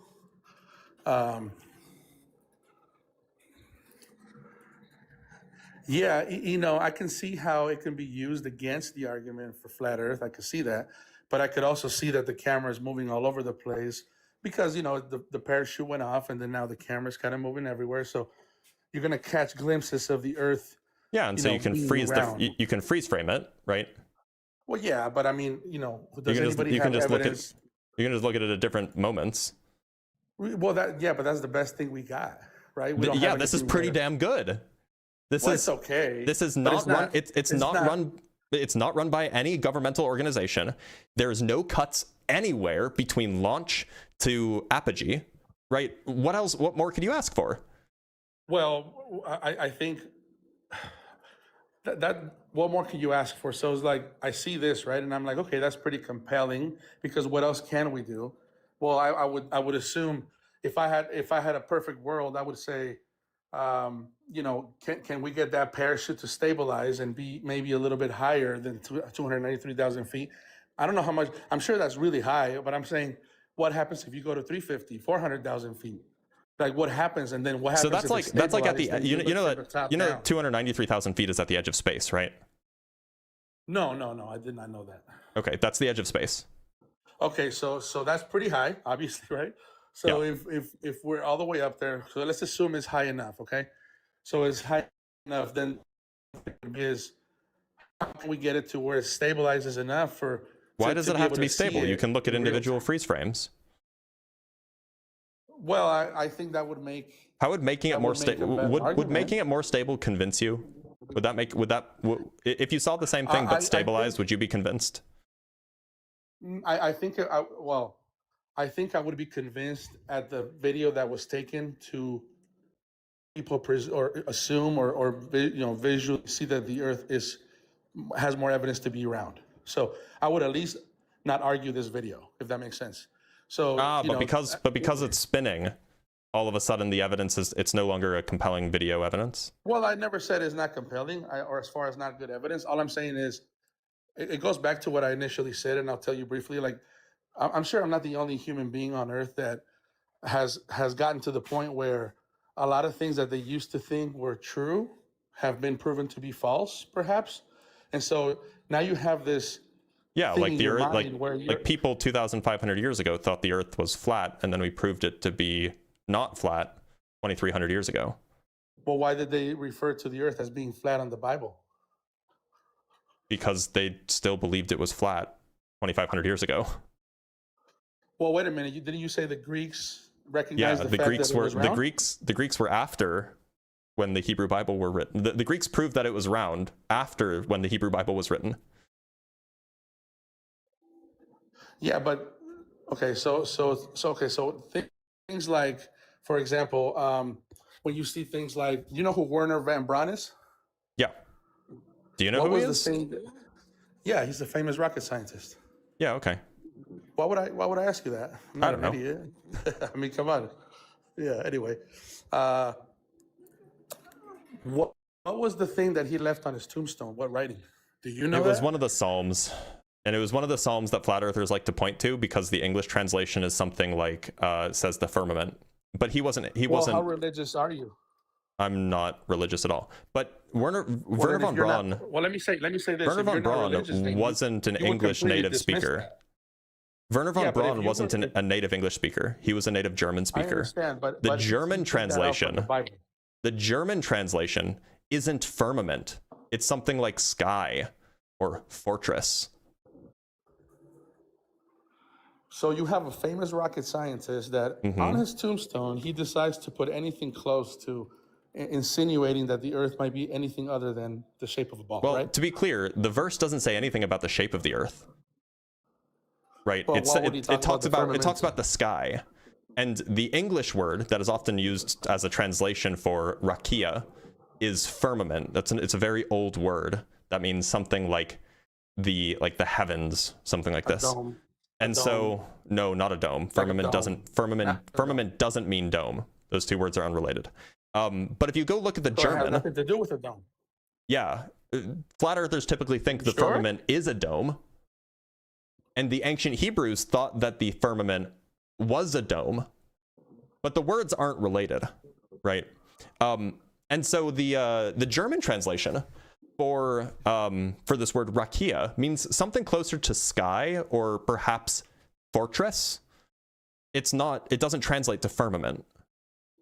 So if you want to go interpret what his tombstone said, which by the way, when you're dead, you don't choose what goes on your tombstone, right? Because you're dead. But you know, suppose he had some advanced. What goes on your tombstone? Yeah, usually usually like the person who's burying you chooses what goes on your tombstone, right? So you don't think so? Before you die, you he could have had some advanced directive. That's possible. But supposing that he had some advanced directive and he chose this, the point is you can go look at the German version of this verse and then translate it, and you'll get a word like fortress or sky. You won't get firmament. Okay, but I want you. So you're a very you seem like a very bright guy, right? Very smart. So you look at the facts and you look at the details a lot, which is great. But I asked you a question that you still haven't addressed. If I'm a guy that studied rocket science, I'm a rocket scientist, and assuming you do have some sort of control of what goes on your tombstone, which I like to think most of us probably would, maybe on our deathbed, maybe, right? I mean, he didn't just die abruptly. I'm sure, you know, he died as an old man, I think. Did he? Don't you think, why would he choose to write that verse? That's my question. So why that verse? Because he worked in his whole life's work was you know, getting into like putting things in the sky, right? Also, it just makes sense that he wrote that then to you. I mean, like, it's plausible that his wife put it on his tombstone because his wife may have been religious, and his wife may have been like, this is symbolic. Assumed, hey, it's why possible. Not tell the world that, hey, let's imply that the Earth is flat? Well, this verse doesn't say anything about the Earth being flat. That's the issue. Yeah, but it implies to a lot of people. No, it doesn't. So okay, so do you want me to pull up the German version? Hold on. What else would it imply? What else would it imply then? So do you know what the verse says? I do know what the verse says. Okay, so the verse is something like, if we take a German version of this verse, German? Because he was a German man. Because he was German. But he wrote that in English. Psalms, so to be clear, Psalms is not an English word. The word for psalm in German is psalm. Or is it written in English? The word for psalm is written in the word what psalm. I mean is the phrase that he wrote on the tombstone. Did he wait a minute. You think that German, or was it written in English? Wait, hold on. I don't know that. He didn't write the verse on the tombstone. He just wrote he just wrote Psalm 19:1. He didn't write out the full verse, right? Oh, okay. Okay. That's fair. Okay, I didn't know that. Like, yeah. I can show you the tombstone if you want. I can show you a picture. So the tombstone just has the psalm. Yeah, look. This is a picture of the tombstone. Okay. It just says Psalms 19:1. It doesn't actually say why it. Would he? Okay, so that argument is out of the question, right? Because he, as far as English. Why haven't you looked into this? Well, what do you mean? We're doing that right now. Why? You came up thinking that this was like a big, why did he talk about the flat Earth? He didn't. You haven't looked into this at all. You just kind of assumed that it was on the tombstone and that it was in English. Wait a minute. You're saying I didn't look into it. Apparently not. You have the computer in front of you. Why haven't you looked into it either? I have. That's why I know what I'm talking about. I was showing you a picture. Are you sure? Yeah. The last guy, you had to look up a lot of different things. I was telling me why didn't hold on. Showing someone something. To be clear, showing someone something, like pulling up something so that they can see it, is different from me being unprepared and having to find it. Wait a minute. Didn't you have to look something up for the other guy? Yeah, about the fruit of the loom. Yeah, you didn't know that. The fruit of the loom has nothing to do with the shape of the Earth. Well, then why did you look it up? Because he asked me to. For what? It doesn't because he wanted to talk about the Mandela effect. You seem confused. Look, let me show you what the verse is in German. The thing is, it's not a fair argument for you to tell me that I'm not prepared. You shouldn't do that.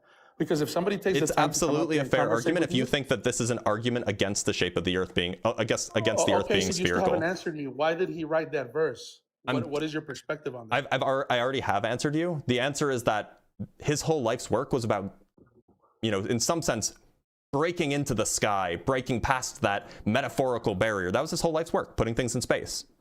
And so of course he's going to pull a Bible verse. Verse for you. Absolutely. There's nothing else he should have put.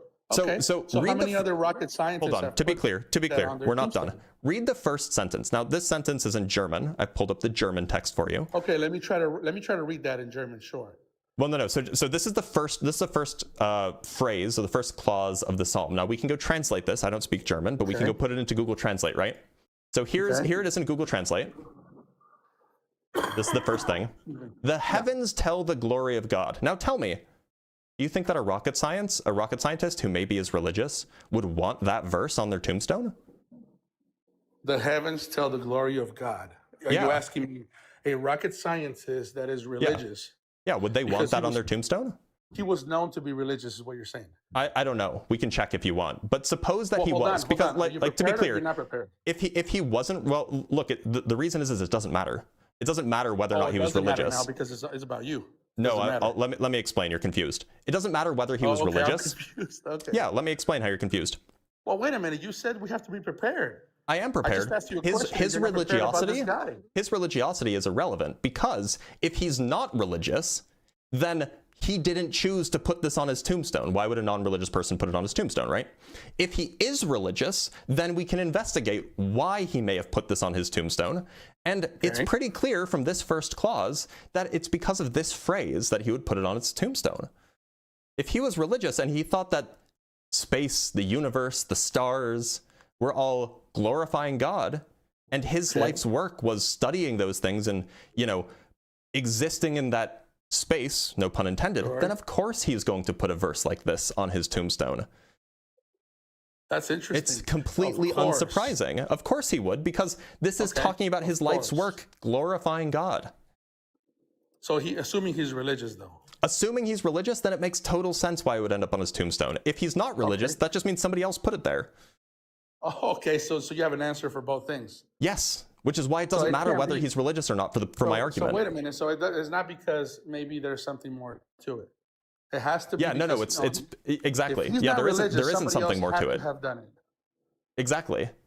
Okay, that's a fact. Like, why would a non-religious person cite the Bible? Because you were there at his deathbed. Why would a non-religious person cite the Bible?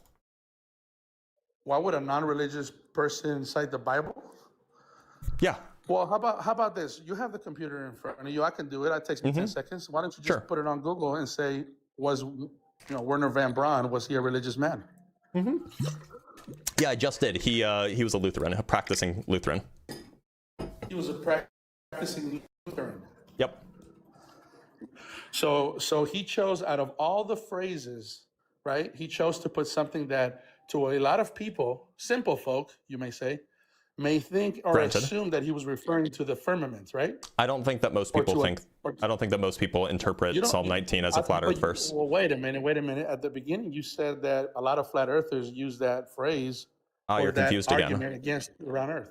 Yeah. So you're confused. So no, I did say that, but you're confused. You're confused, and I'll explain to you how you've been concussed here. Please. So I said that a lot of flat earthers use this as an argument, but that doesn't mean that a lot of people interpret this verse as a flat earth verse, because most people are not flat earthers.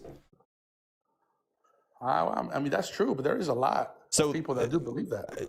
A lot. I mean, there's way more than there should be, but it's like 10% of the population. It's like 10% of the population. It's like 10% of the population that is flat earth in the United States. So it's a big number, but it's definitely not most people. Not even close to most people. Yeah, it's not most. I never said it was most, though. I agree with you. So your question was, why is it that most people would interpret this as talking about the firmament when that's not the case?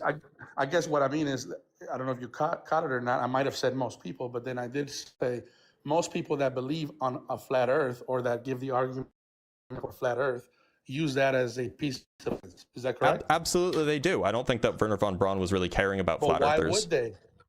Why would they? Why do Why that? would Because they assume that song would be an argument for it? Yeah, it's a good question. Right? It's because they're. You're right. It is stupid. Then. Well, yeah. So flat earthers are dumb. Yeah. Generally speaking, yeah. Okay, because you've personally gone up in space and looked down and say, "Wow, what a beautiful globe." You don't need to do that in order to know the shape of the Earth is a sphere. You don't need to do that. You've never fortunately. done that, though. I've also never been to Australia, but I know that Australia exists. Yeah, but now you're arguing that you can go to a piece of land. I don't understand. And they welcome you in I Australian. grant that you don't understand. I mean, I don't understand why you would even You don't argue have to that go somewhere to know that it exists. You don't have to go to space to know that the Earth is a sphere. In the same way, you don't have to go to Australia to know that Australia exists. So you're telling me that you're comparing me going to Australia, right? You don't have to go there to know that it exists. Are you kidding me?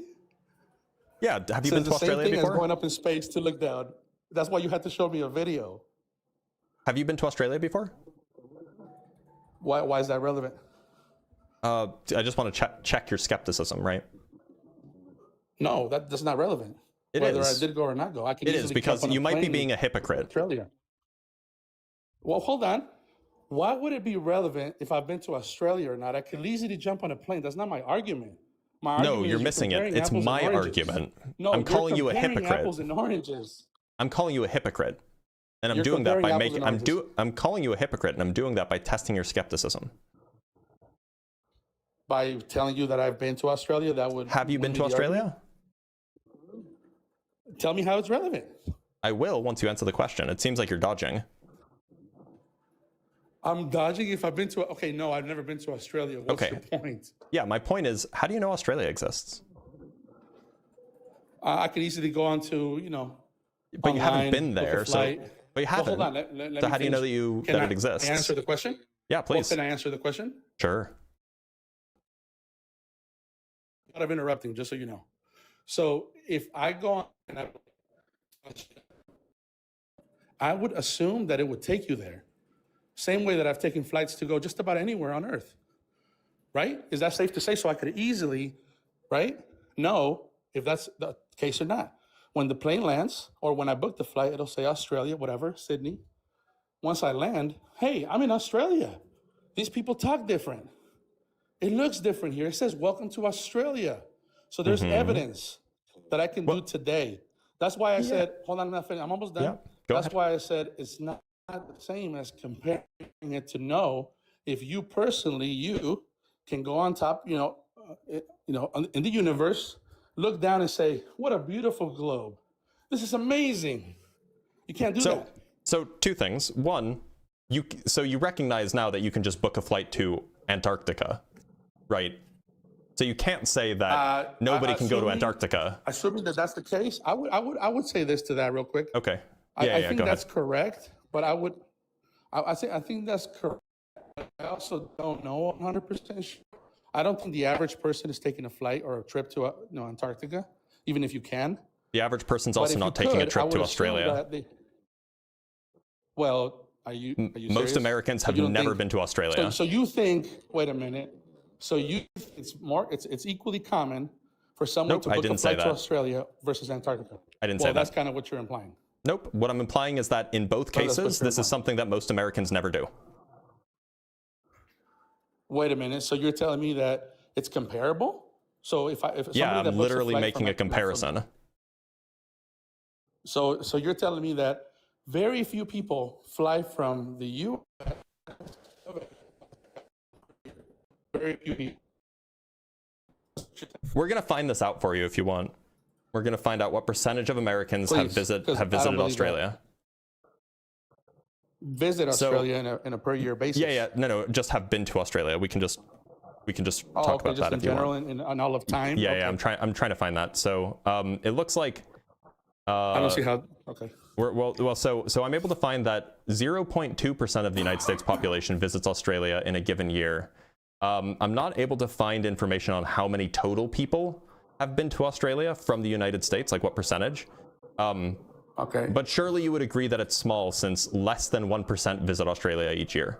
Right? Yeah, that is small. How many people visit Antarctica? So we agree that the vast majority of Americans will have never gone to Australia in their life, right? Yeah, how many people have visited Antarctica? Also a small amount. The point is, in both cases, it's a vast majority of Americans will have never been there. Probably. It's probably some very small number. 0.000001 probably. Yeah, it's some very small number. The point is that it's neither of them. Very small number. So how yes, is that I agree. It's a very. At all again? You can literally compare numbers. That's the whole business of numbers. You can make comparisons. Well, the point is that the vast majority. You're comparing Australia. The vast majority of Americans will never go to Australia, and the vast majority of Americans will never go to Antarctica. So, Yeah, but you matter, could right? you could go to both, right? Like you could make assuming yes. There is no issue. I can show you like various private organizations that will send you to Antarctica. What part of Antarctica are you allowed to go to? That's the question. I don't know that. Is it anywhere? You can go find it. You can figure out which. In fact, there's a part that there's you can go anywhere in Antarctica. Anywhere in Antarctica. I didn't say that. Continent. I didn't say that. So there's a company that will take you to literally the South Pole. So why can't it by the take way, you to wherever you want on that continent? I mean, in principle, you can, but like if you're a company, you have to organize trips that are desirable. And so you're probably not going to be able to get a lot of people who are going to want to visit like just some random patch of land in Antarctica, right? So you will have companies that book trips for and these are not private. These are like, you know, you have like 20 people going on these trips at a time. You will have companies that take you to the South Pole. You will have companies that take you to various well-known places in Antarctica.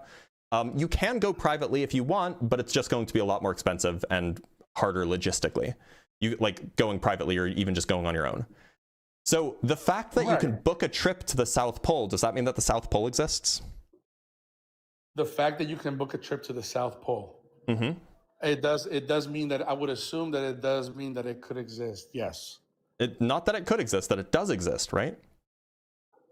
Well, like I said, it makes the argument that it does exist. Mm-hmm. The only thing that I would argue on that is we're comparing Australia. That's just the thing I don't like. You're comparing. I know you don't like it because it destroys your worldview. Well, it doesn't. Let me kind of clarify. If I can book a flight to Australia, in my humble opinion, it's a little different than booking a flight to Antarctica. Why? Why is it different? Because I do think numbers matter. Unlike yourself. If I research how many people visit Antarctica, right? How many? Like truly, like is it 10?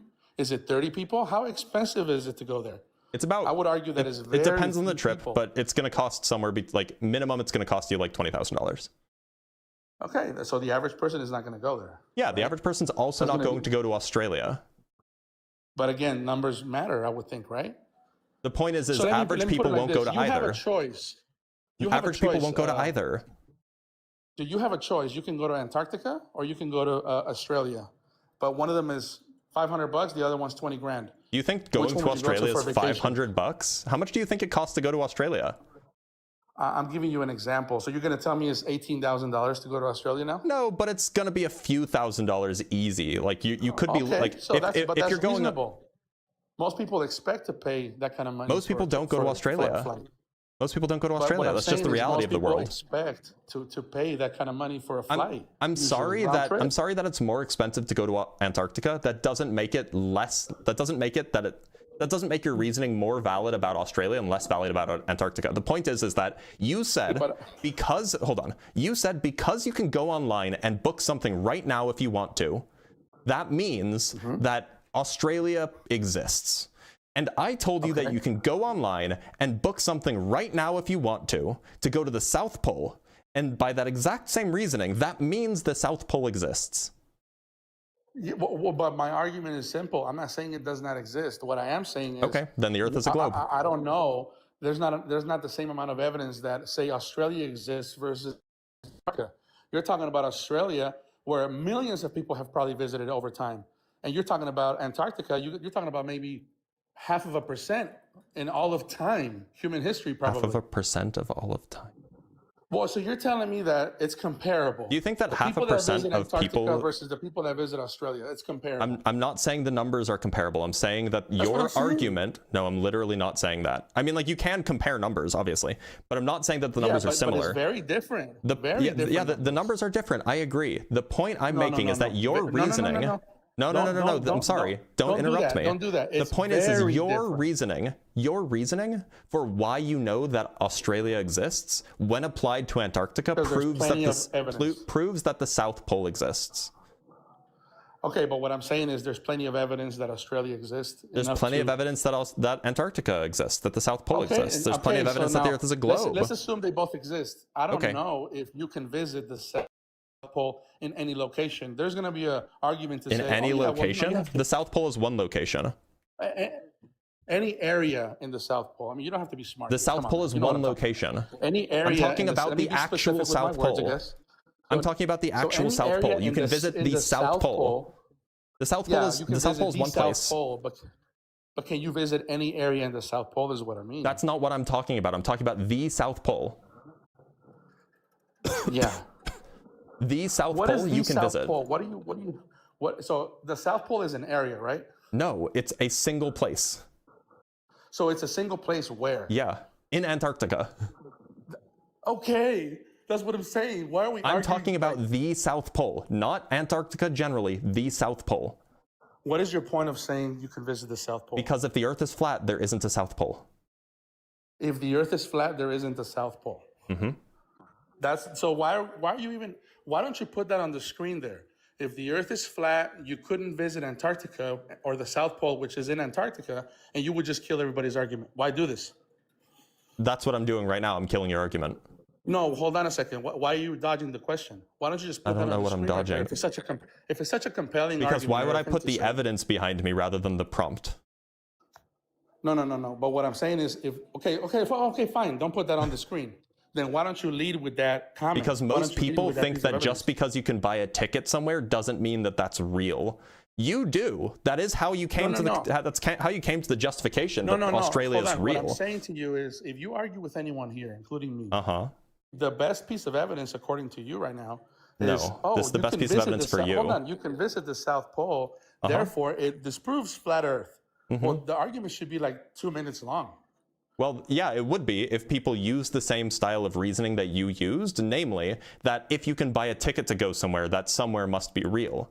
I'm just going off of that argument that you offered. Most flat earthers will be like, well, just because you can buy a ticket somewhere doesn't mean that it's real. But you had that view. You said that. That was your argument for how you know Australia is real. So I offered a comparison which shows that using that same argument, you have to accept that the South Pole is real. Oh, okay. So can we both agree then? So I just understand where where you lay as a human being. You're okay with arguing with people no matter what their belief is. You're not going to go straight to one fact to try to disprove what they think. You like a good argument. People have different standards for how they come to their beliefs and how they justify the conclusions that they come to. I will meet them where those standards are and provide them evidence that is in accordance with those standards. But that doesn't make sense. I get what you're saying. It does make sense. It's called being good at engaging with people. Either you like to argue or you just don't want to present. It's called being good at engaging with people. Are people dumb?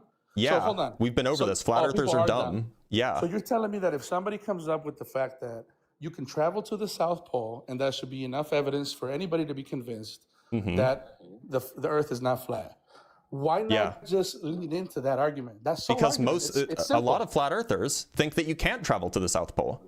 But if there's evidence, how can they? They think the evidence is fake. They think okay, all right. Yeah, that's kind of crazy. I mean, we can. It is. It says the flat earther about other flat earthers. Exactly. But what I'm saying to you is now either you like to argue or you really don't want to tell people that they're wrong or so. I don't know what you're doing. Okay, I get that you're confused. That's fine. I understand it. Piece of evidence. It's not confusion. I see what you do though. You want to tell somebody, you want to kind of lead with a sort of a indirect, no, I insult. want to. That's not going to work. Oh, well, I mean, but it is working. That the whole time. Yeah, because you've been acting in bad faith for like the last 25 minutes. The point is that I will use whatever arguments are. Challenging your view. No, it's not challenging my view. That's bad faith. It's the kind of acting that you're doing. It's the kind of behavior that you're engaging in that's bad faith. And I mean, like we can check that. We can rewatch the recording if you want. But the point is that whenever I'm engaging with somebody on a topic,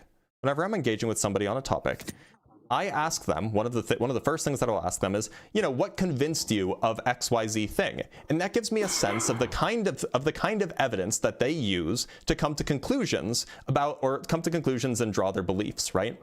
And so what I learned from you is that you can use things like the existence of flight planning and like you can purchase a flight to do something, that is sufficient evidence for you. So that's why I brought up this example, because this example uses the standard that you've already invoked to make your point or to show that your point is false. So I will use whatever standard is necessary to show that somebody's view is false if I think it's false.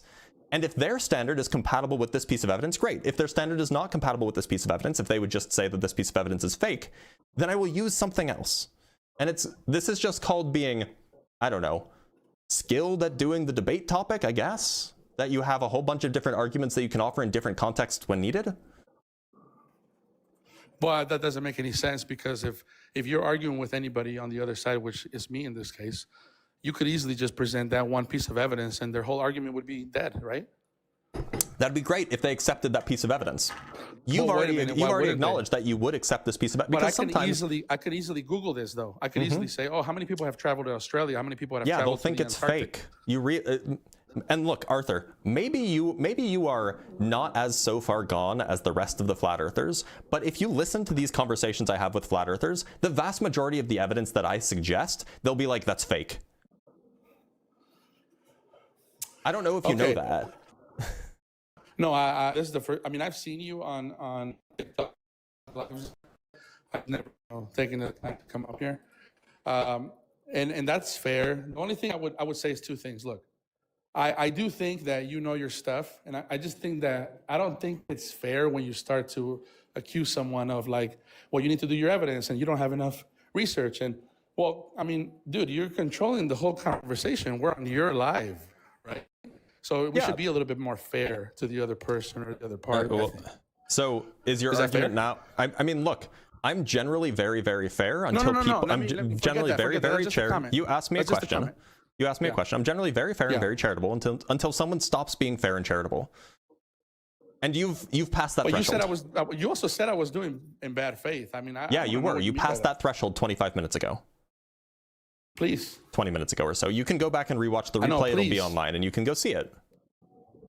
Oh, so you can actually point to at least one evidence. Your entire behavior, you've been interrupting me regularly. You've been not letting me finish regularly. You have been intentionally ignoring the points that I've been bringing up regularly. If I'm ignoring that, I would have left already, right?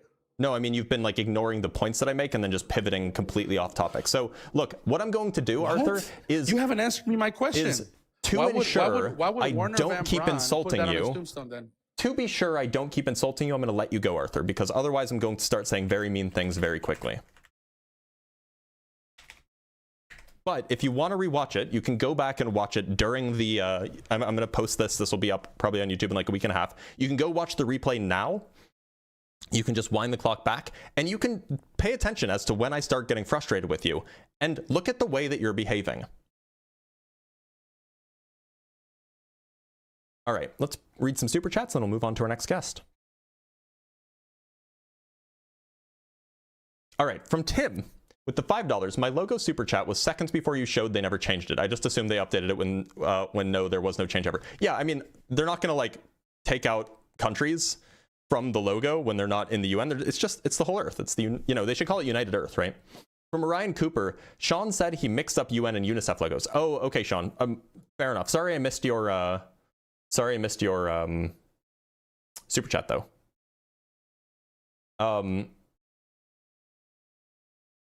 From Brody with the $10, flat earthers are suffering from a lack of education on principles like proving a negative and concepts that make conspiracies impossible, like compounding probabilities and large-scale coordination. This is true. This is absolutely true. From Lazy Wagon with the 2 Canuck bucks, where's the vid evidence of under the flat plate? Yeah, they never have that, right? From Ben with the $5 New Zealand, Mage 2 video from Mr. Sensible is another private person using weather balloon and square lens. Ah, that's a good one. Ben, if you can message me in the Discord, and the Discord is discord.gg/drblitz. If you can message me that video, I'd love to add it to my debate notes. And by the way, this is a good time to shill for myself. If you guys want to support me and what I do, which you should, because, you know, you're here watching, aren't you? You can become a member on YouTube. It's like $4 or $5 a month. It helps support me. It helps me basically have some sort of financial security. You know, super chats and ads and like not ads, like watch what are they called? Video ads. When you're like watching a thing on YouTube and there's ads, those things can be pretty inconsistent. So the consistency of being a member is really helpful. And if you become a member, you get access to my debate notes, which has a whole bunch of resources and links to videos, links to papers, links to pieces of evidence, arguments, counter arguments for a lot of different topics. So Like, they're my personal videos or my personal debate notes, but I make them available to supporters, so consider it. From First Dr. Dead with the $5, both round earthers and flat earthers both think the earth is round. The flat earthers are too stupid to know that a disk is round. Well, yeah, it's a difference between round in two different ways, right? From Ellie with the €2, I'm German, want to let you know psalm is psalm. Yeah, the word psalm is the same in both languages. From K with the 2 Canuck bucks, firmament is the sky and what appears inside it. Yeah, that's one way to understand it. From Stratoblaster with the $5, he has obviously not read an Old Testament pseudepigrapha, so he does not understand the different interpretations. He mind wrapped around KJV Biblica. Yeah, that's where most people end up, that's true. From Ellie with the €5, dead people do not, in fact, care what the living think of their tombstones. Caller is either dishonest or very koala-brained. Koala-brained is a good one, we should start using that more. From Skeet Sayer with the 50 Canuck bucks. Thank you so much, Skeet Sayer. I appreciate you. I know that we disagree on a lot, but I appreciate you. As I have said before, Euro-Christianity are not the only ones to talk about God. Ethiopia is the oldest Christian society. Don't forget that it was the Euro Church that brought the flat earth argument, though through the Book of Enoch, or though the Book of Enoch proves otherwise. Yes, flat earth is very much a European thing, and then it spread out, which is unfortunate. From Skeet Sayer again with the 5 Canuck bucks, you should ask your callers why water spins the other way when in South America versus the USA. That is a myth, if you're talking about like toilet bowls. From Gretchen with the $5, so much I want to say about Arthur, but you mean girl shamed me on UA yesterday, so I'm taking the day off of being a bitch. Let's go with oof. Good, that's good. We gotta be nice. Skeet Sayer again with the 5 Canuck bucks. Key to Australia is you will land the day before or even the same time you left. That's true. Well, not exactly the same time, but a similar time. From Skeet Sayer again, why did we get rid of the plastic earths that everyone had in their living rooms in the 70s and 80s? Good question. I wish that we didn't, but it was probably the flat earthers' fault, right? From Skeet with the F me, even the X-Men were based in Australia. Yeah, Australia is very real. From Sustaining Nimbus with the $5, anywhere you can't visit for $500, meal included, doesn't exist. Just take the Blitz. True. True. Yeah, you gotta be able to go there for $500 or less. Otherwise, it's just not real. From Ryder with the $1, thanks, bud. I appreciate that. From Skeet Sayer with the 2 Canuck bucks, not even galaxies are flat. Well, some of them are kind of flat, but from Just Some Guy with the $2, people bought tickets to Fire Festival, so. From Skeet Sayer with the 2 Canuck bucks, if the Earth is flat, why is every other heavenly body a sphere? Well, they think that they're just lights in the sky. From Christopher with the two pounds, how dare you meet me at my own level and still win? Look, that's just how we roll here. From Ryder with the $5, you just blew my mind on how skilled you are at blowing minds. Oh, I should have used the sound effects more, but I still need to get into that habit. From Alexander with the $10, if the Earth were flat, we wouldn't need a ton of different projections to represent it. Look up the mnemonic projection. It's pretty neat. Yeah, I went down a rabbit hole a while ago of looking at all of the different projections, and some of them are so fun. All right, shall we bring up our next guest? I think that we shall. Techno Viking is a name that I haven't heard in a long time. Let me just double check and make sure that there's nobody in particular I want to bring up.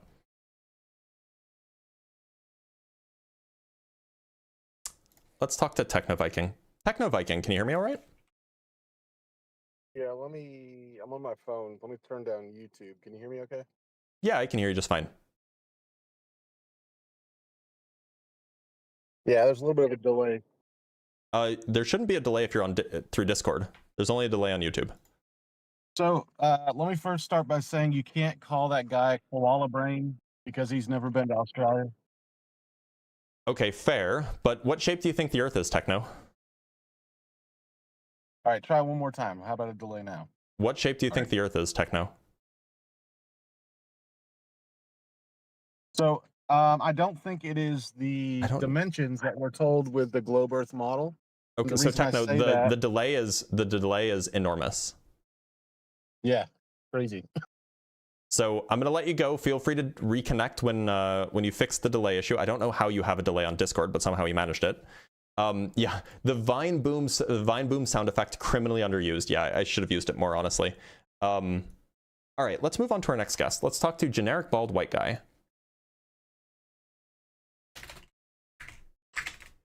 Generic, how's it going? Oh, good. Just first of all, I want to commend you on dealing with these absolutely ignorant people and your Generic, patience what is shape do you think the Earth is? masterclass. Before I get into that. Nope, not before you get into that. Answer the question. Oh, okay. I have a question. No. Okay, the Earth is round. It's a globe. But I have All right, a question. then I gotta let you go. Okay. Sorry. There's plenty of people waiting that are opposition. Let's talk to OKG. I know that people want to come up and ask questions. You can ask questions in the Discord. You can ask questions via Super Chat. You can ask questions in the chat on Ask a Physicist days. It's not the time or place. OKG, how's it going? Hey, how's it going, man? Good in you? I'm doing all right. OKG, what shape do you think the Earth is? Oh, man, to be honest with you, I was a glober for the longest time. But now with everything coming out, with all these Epstein files and everything else, I really don't know what it is anymore.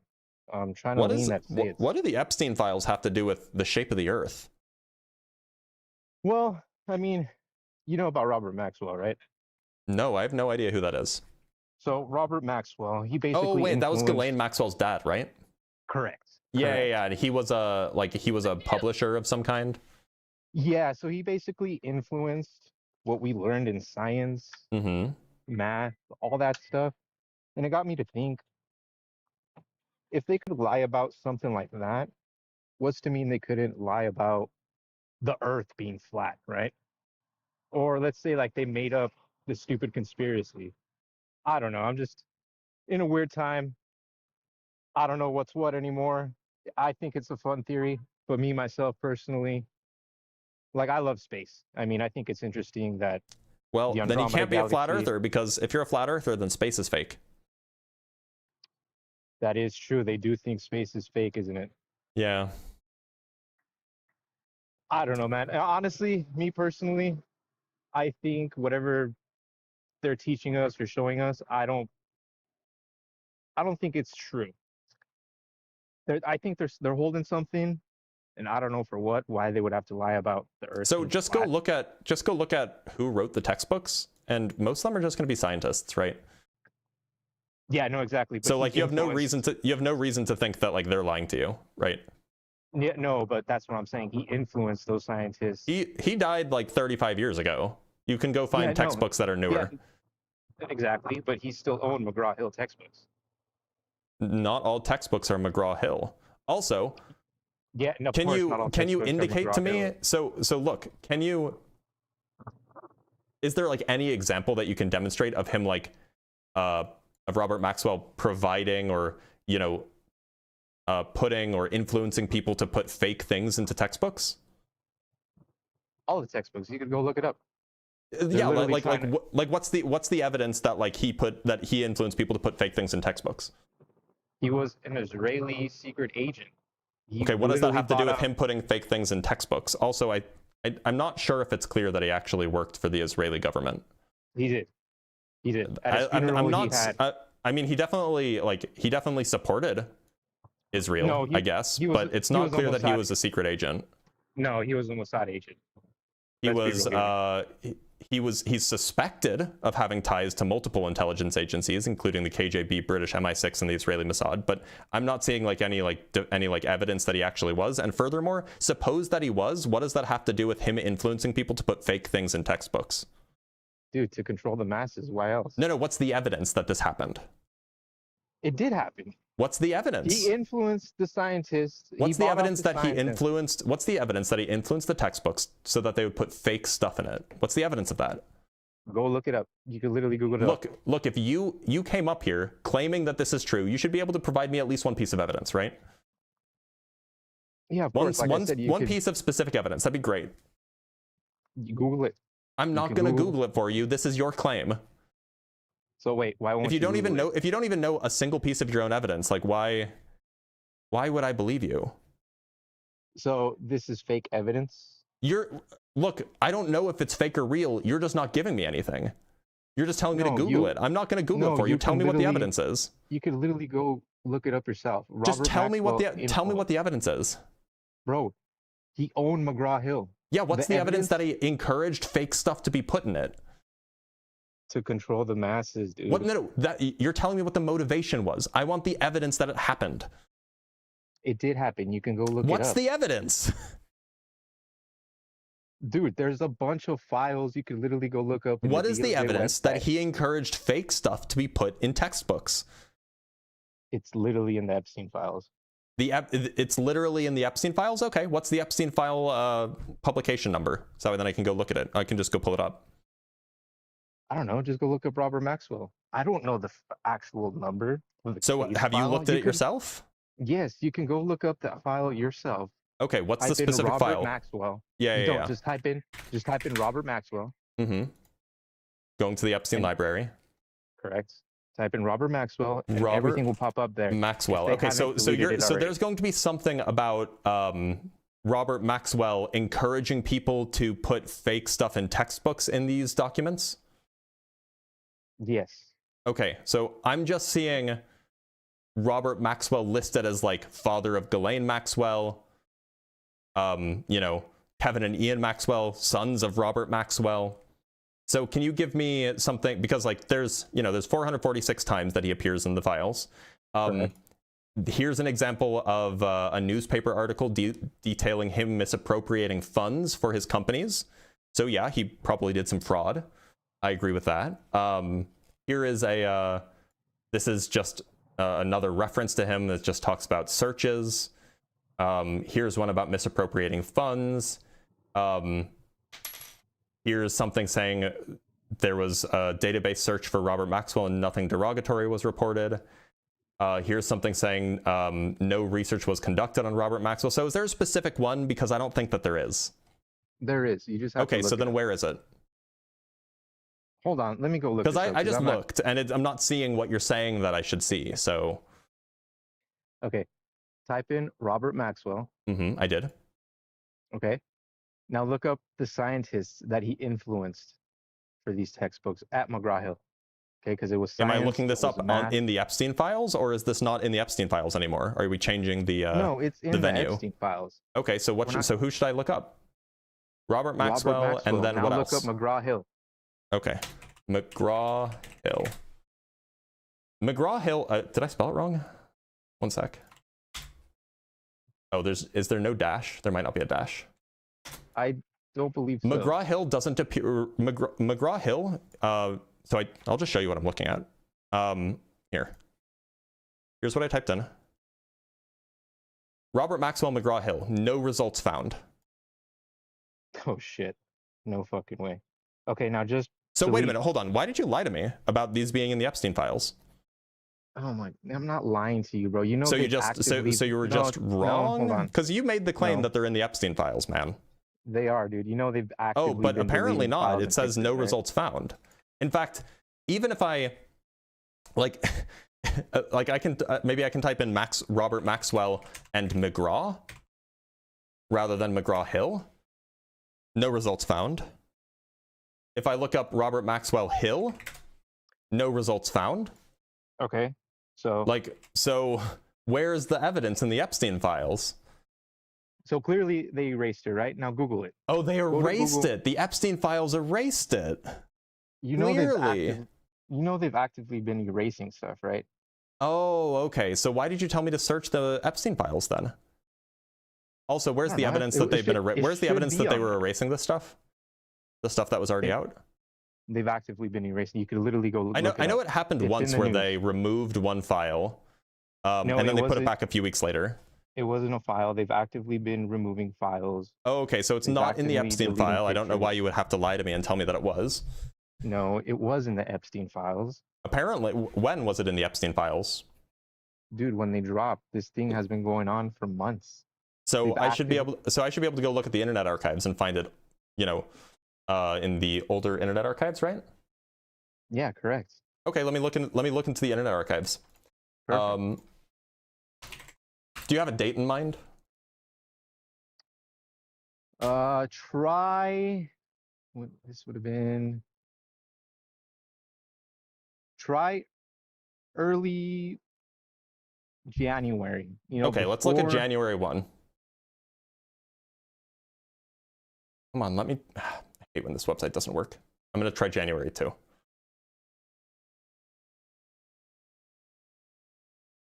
Powered and protected by, I know it's powered and protected by stuff. It doesn't like it. Let's go find another archive of Epstein files. I'm sure that there's plenty. We want a private archive, right? So then it doesn't get deleted. Here we go, epsteindocs.github.io. Let's search documents. We're going to search for, how about we search for Robert Maxwell, and we will search for McGraw-Hill. Oh no! This is a private archive, by the way. Zero found. Zero found. Gee, and who owns this website? It's privately owned. That's convenient, isn't it? Yeah. It's owned by Very not the convenient. government. That's what you were asking. Like that way then the government can't delete it, right? Okay, but you realize it's not just the government, right? Oh, who else is in on it? Is it big textbook? No, we know who it is. Who is We it? know who it Tell me. is. Can I say it like without being like a dick? Like I won't. I don't you know. I don't know It depends on what time we're in. who it is, I guess. It's the Jews, bro. It's the Jews. Now, question.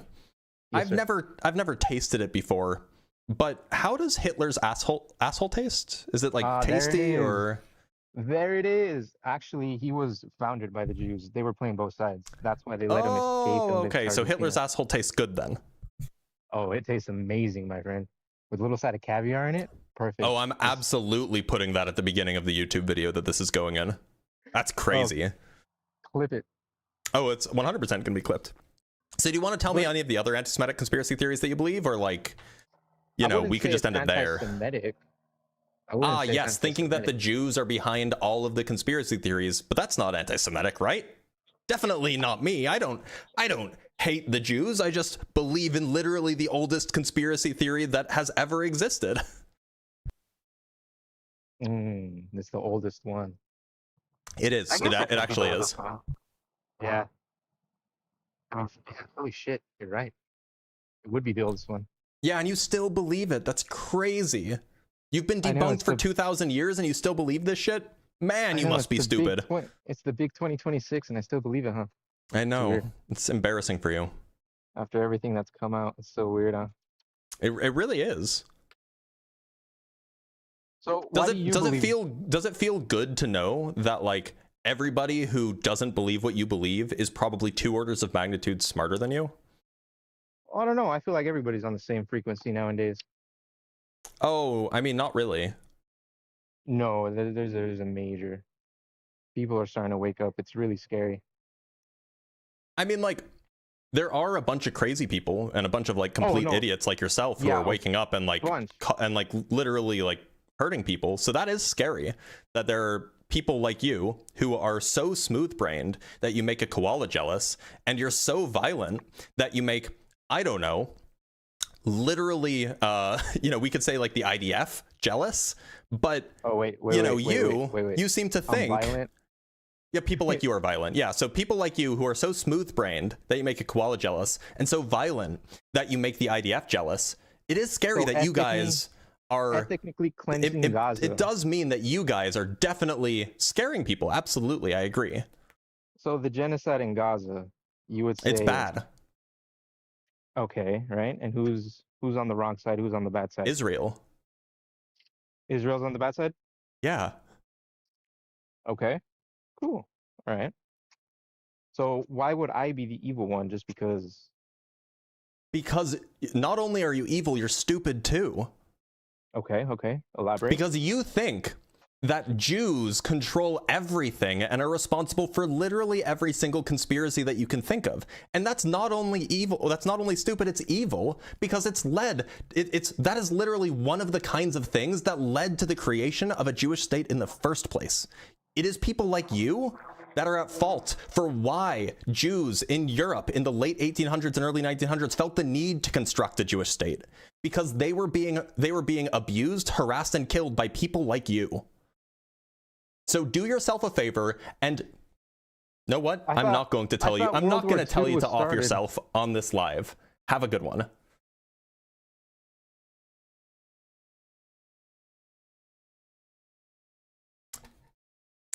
Ah, I feel so much better. No, I said I'm not going to tell him to off himself. I didn't say that. That would be rude and uncalled for. I would never do such a thing. But if he looks up to Hitler, I don't know, if his role model did something. That's going straight on the YouTubes, though. I'm going to have to rearrange my entire schedule. I have stuff scheduled out like a few weeks in advance. That might have to go on tomorrow. What a wild day. All right, let's read some super chats. From Adam Hurst with the $20. You're the man, Blitz. Well, I appreciate that. I appreciate you, Adam Hurst. From Grandma's, no. Thank you for the $5 regardless. It's always, you can never see Antarctica. Never, you can go see Uncle Arctico. Yeah, right? Why not the Uncle Arcticos? What did they ever do? From Ken with the $20, if the Earth was flat, there'd be an amusement park about it? Wait a minute. I got the inflection wrong. If the Earth was flat, there'd be an amusement park about it. I fully believe that because the logistics and hiding it is impossible, so why not make money from it? Also, I hope you're doing well. I'm doing okay. No one's giving you that money, those are lies? If you think so, that's fine with me. From the Red Pill Neo with the $2, explain court case 2019 MV 1104. Okay, let's go pull it up. I think this is the Zen Garcia case, right?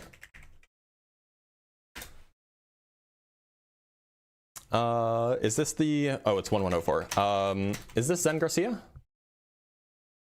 Oh no, this is Mark Janus versus American Federation of State, County, and Municipal Employees. This is not,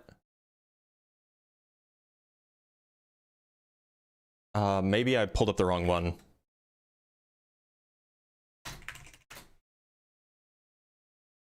Oh yeah, no, this is Thompson versus Garcia. This is Zen Garcia, the Zen Garcia case. So, just so you guys know, there was a court case that involved the flat Earth, which was crazy. There's a guy named Zen Garcia, or at least that's his, you know, his pseudonym or whatever. He offered a prize, some amount of prize money for proof of Earth's curvature, stipulating that the evidence must be provided through specific physical and repeatable real-world experiments. A guy named William Thompson claimed that he met the criteria and he demanded the prize money. Thompson submitted computer software models that prove curvature. And because a computer software model did not meet the stipulations of the contest, or of the contest that Zen Garcia was running, namely that it wasn't specific physical and repeatable real-world experiments, it was a computer model, the court ruled that Zen Garcia didn't have to pay William Thompson. Now that doesn't mean that they ruled that the Earth was flat. It means that William Thompson's evidence that he provided was not the kind of evidence that the contest required.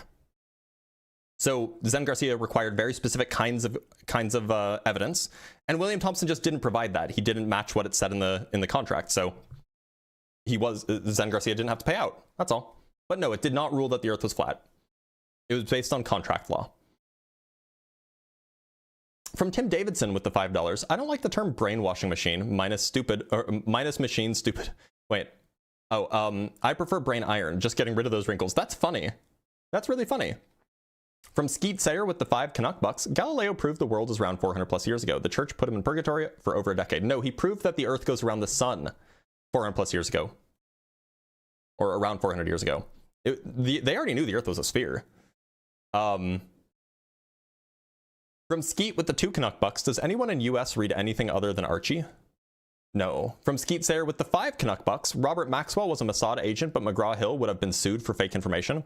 I'm not convinced that he was a Mossad agent, but like if somebody wants to present that evidence, like by all means, I guess, just, you know, this is probably not the place for it. From Skeet Sayer with the 2 Canuck bucks, Peter Thiel and Elon Musk are both guilty. Well, guilty of something, definitely. From Gretchen with the $2, okay, should join Caleb on the Nazi list and blocked. Yes, he should. What was his name? Oh, I have it here. Actually, it'll be, yeah, his name is OKG. Yep, he's no longer welcome on this stream. By the way, there are a few cash apps that I got, so I should probably read these out really quick. From Grimlock, hydration is important and should be done often. That's a fair point, so I'm going to do that. Grimlock says, for cause my donations are lies, I guess. Ah, yes. Yeah, so this is Cash App. Let me cover your name. Says there's the money's there. The donations are lies. And from Shay with the $20 for fake donation from... I appreciate it. Thank you, Shay. From Skeet with the $2, the Zionists are not the real Israelites. Okay, well, let's not go about not calling people like the real Jews. Like that's bordering on anti-Semitism. Let's not do that, guys. From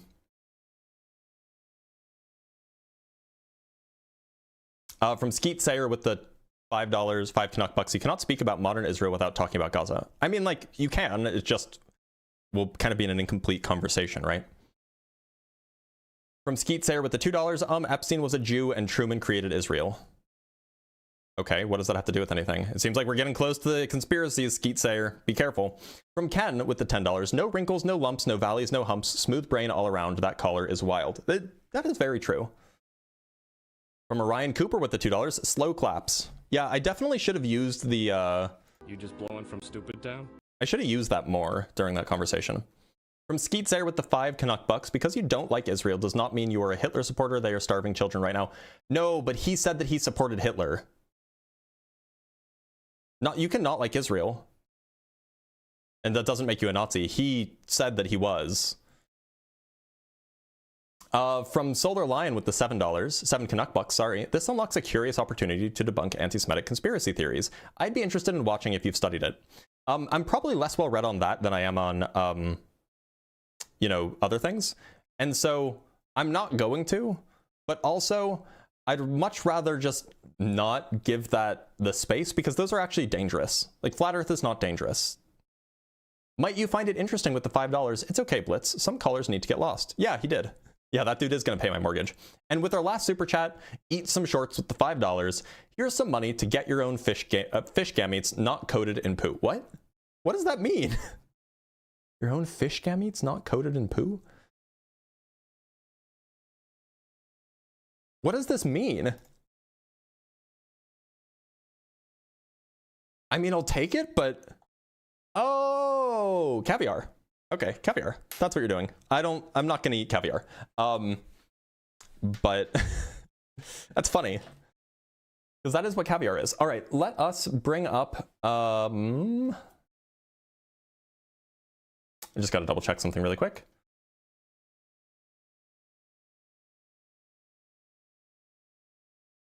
Okay, that's helpful. Let's bring up our next guest. Let's talk to Compa.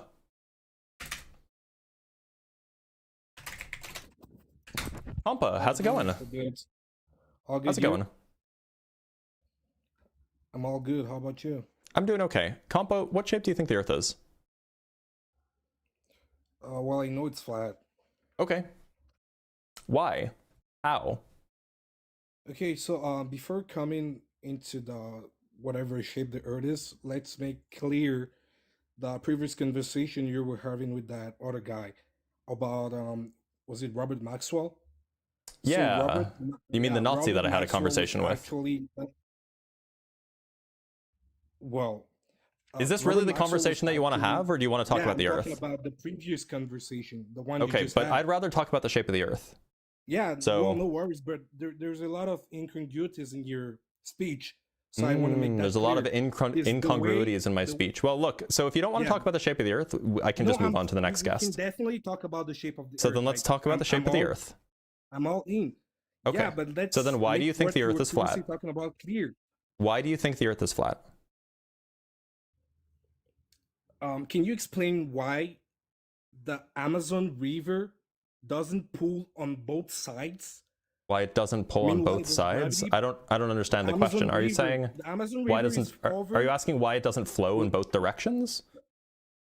Right, because it's Which- stretching for over Uh-huh. 6,000 kilometers. That's the second largest river in the Yeah. world. Why would that make it Stretches for flow in over- two directions? Yeah, it has to flow in two directions according Why? to what gravity says. Why? Because it stretches for over 6,000 kilometers. How would that make it, has to flow in two curve. directions? It has to curve at some point, but it's perfectly straight. What do you mean? So can The you Amazon is explain not that? perfectly straight. Man, it's perfectly flat. Well, you know what I mean. There's no Well, curvature with that. why should I region. think that it's? Why should I think that it's like flat when it follows the curvature of the Because Earth? it's actually flat. How do you Because know? water levels. As simple as that, man. Oh, because you Explain think that why water is it always doesn't flat. pull in both directions. So you Explain think? why So it's is it perfectly because you flat. think that water? So I don't think that water is always flat. What the frick are you talking about, man? Like, just Have you be ever honest seen a with raindrop? yourself. Have you ever seen a raindrop? Are raindrops No, flat? I've never seen a raindrop. No. Oh, you haven't? I can show you a picture. Well, just be honest with yourself. Hold on, let me show you a If picture. you really want to be honest with yourself, you know the I'm gonna show Amazon you a River picture. is all leveled. Well, I don't think that's true. Now you're just denying evidence. What evidence have you presented? You're just denying evidence. According to what gravity says, it has to pull on both sides because it has to adjust. But that's not what gravity with the says. Here, form of the Earth. are those water droplets flat? Man, I'm talking about the Amazon River and you're showing me freaking raindrops. Like, what's the link? Yeah, are they flat? No, I want you to explain me why it doesn't pull in both directions. I want you to explain me why. So you gravity pulls Globers- towards the middle. Just listen to me, please. I am. I want you to I explain am. me I'm why explaining. You I'm explaining. You Globers will say you can't see a boat because of the Earth curvature. Oh, that's a different question. You were Meanwhile, asking about the Amazon totally River. possible. I can tell you about either if you want, but it sounded like you wanted to talk about the Amazon let's River. Let's come back to So- the Amazon River. Yeah. So first thing, water isn't flat. Here's a good example of water not being flat, right? This I is meant water being in a level. ball shape. I meant level. Right. Like, So don't take me with the- level doesn't mean flat.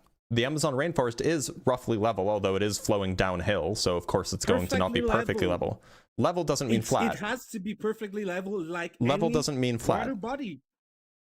Level It doesn't has mean to be flat. Well, you know what I mean now. I'm talking about level because So level can be curved. Level can be curved. How will level be curved?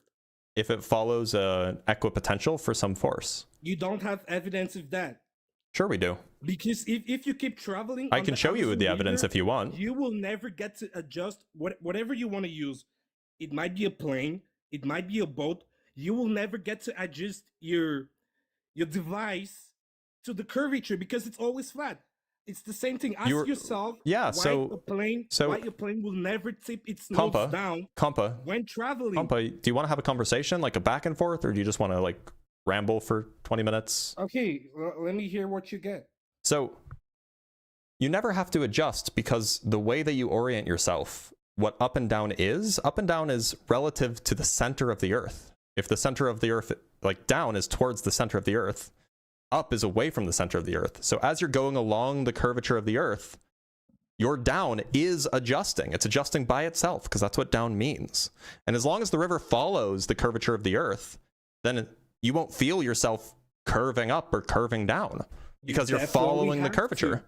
You definitely have to. It's just like No, you when don't. you're going down the hill. You definitely have to feel the curve. If you don't No, feel the so you're curve, there's confused. no curve. You're confused. No, the only that's not time confusing, man. time you We're feel talking like about you're going curves, over right? a hill is when your distance from the center is changing. That's what you just said. The center. No, So you have but to so feel the curve. Amazon River, for the most part, it Yeah. is slightly downhill. That's why it flows. But for the most part, the Amazon River is the same distance from the center the whole time. That's completely false. Okay, prove it. So I'm just saying you have to feel that curve. You have to be able. Why would you feel the curve if your distance from the center never you're changes? Talking about science every day because Yep. science is I talk based about on science a lot. hypothesis, Yep. right? Well, it's based So off of if you can't- hypothesis and experimentation and analysis. Yeah. Exactly. So you've never experimented the curve. Oh, You've sure I never have. been Want me to down show there you a and video? actually Want me to show you a felt video? how You're going down. Want me to show you a video of somebody doing this exactly, of showing the curve on water? A curve on. We're talking about the Amazon River. Curving the Amazon River. Well, I mean, this guy was measuring the curvature on a lake, but presumably that would be the same, right?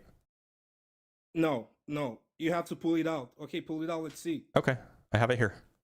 It's from a guy named Baron Rutledge. He is a surveyor, meaning that he's the kind of guy who measures land for a living. So the setup here, let me just explain to you the setup. So the setup is, I'll make this a little bit bigger for you too. So he's on a lake called Lake Pleasant. It's about, like, he's measuring the curvature over a mile. So what he does is he sets up this thing. Let me just wind back just a second. He sets up this thing, this orange thing. That's the target that he's going to be looking for. And he's going to measure the height above the surface of the water. It works out to be exactly 61 inches above the surface of the water, right? It's a little bit small. You probably can't see it, but it says 61 inches there. And he's measuring it from the surface of the water. That's the target. And then he oh yeah, here's a zoomed in version. So you can see that it's 61 inches above the surface of the water, right? And then, here's his GPS location, by the way.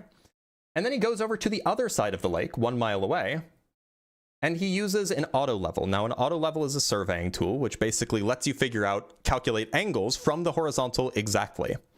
And so he's also going to set that this auto level is also 61 inches above the surface of the water. It's the same lake, just a mile away. So see how it's 61 inches up?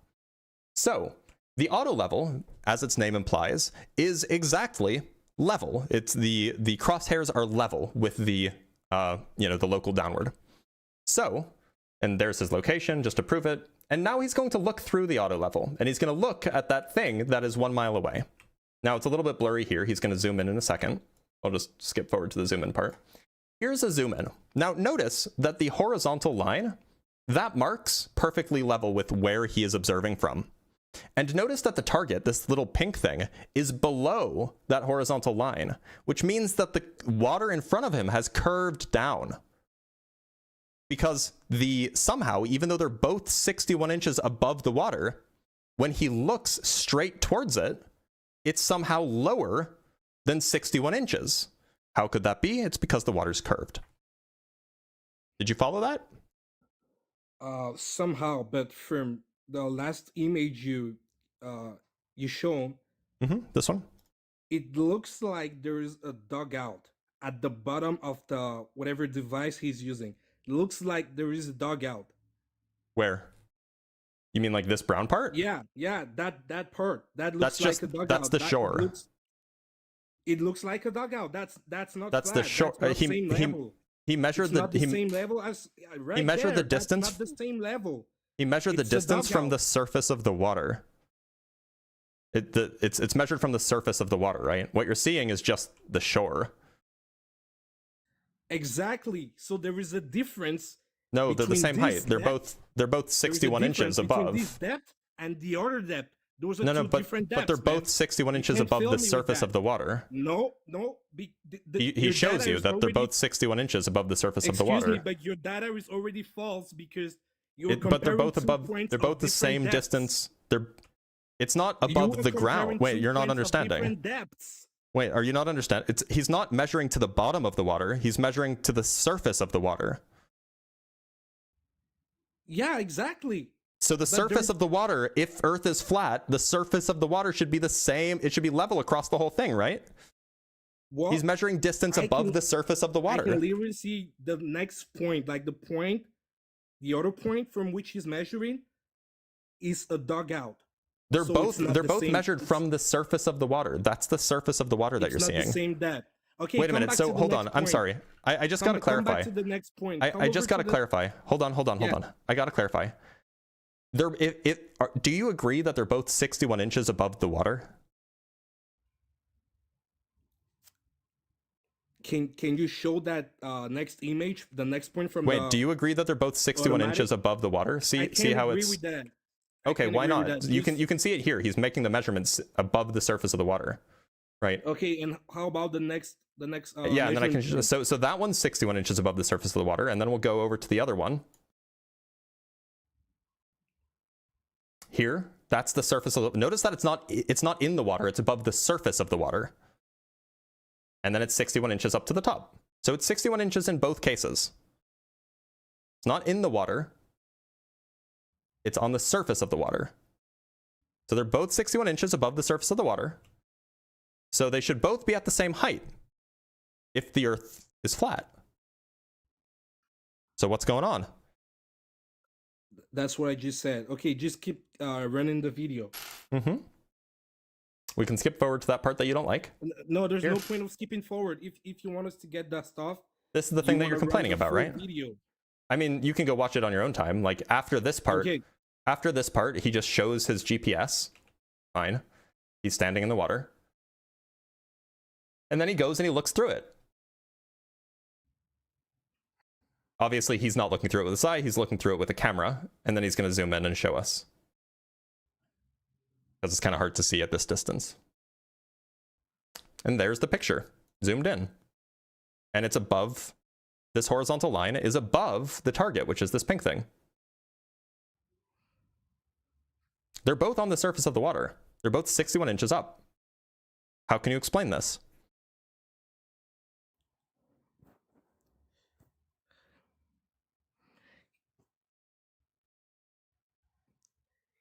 Yeah, it's just the same. I'm just actually looking at what you're showing here, and it's just the same as I was talking about in my previous mentions.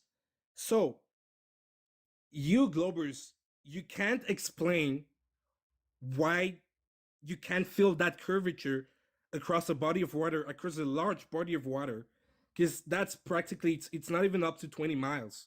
This is curvature measured over a single mile. Exactly. Yeah. So what do you have to say to it?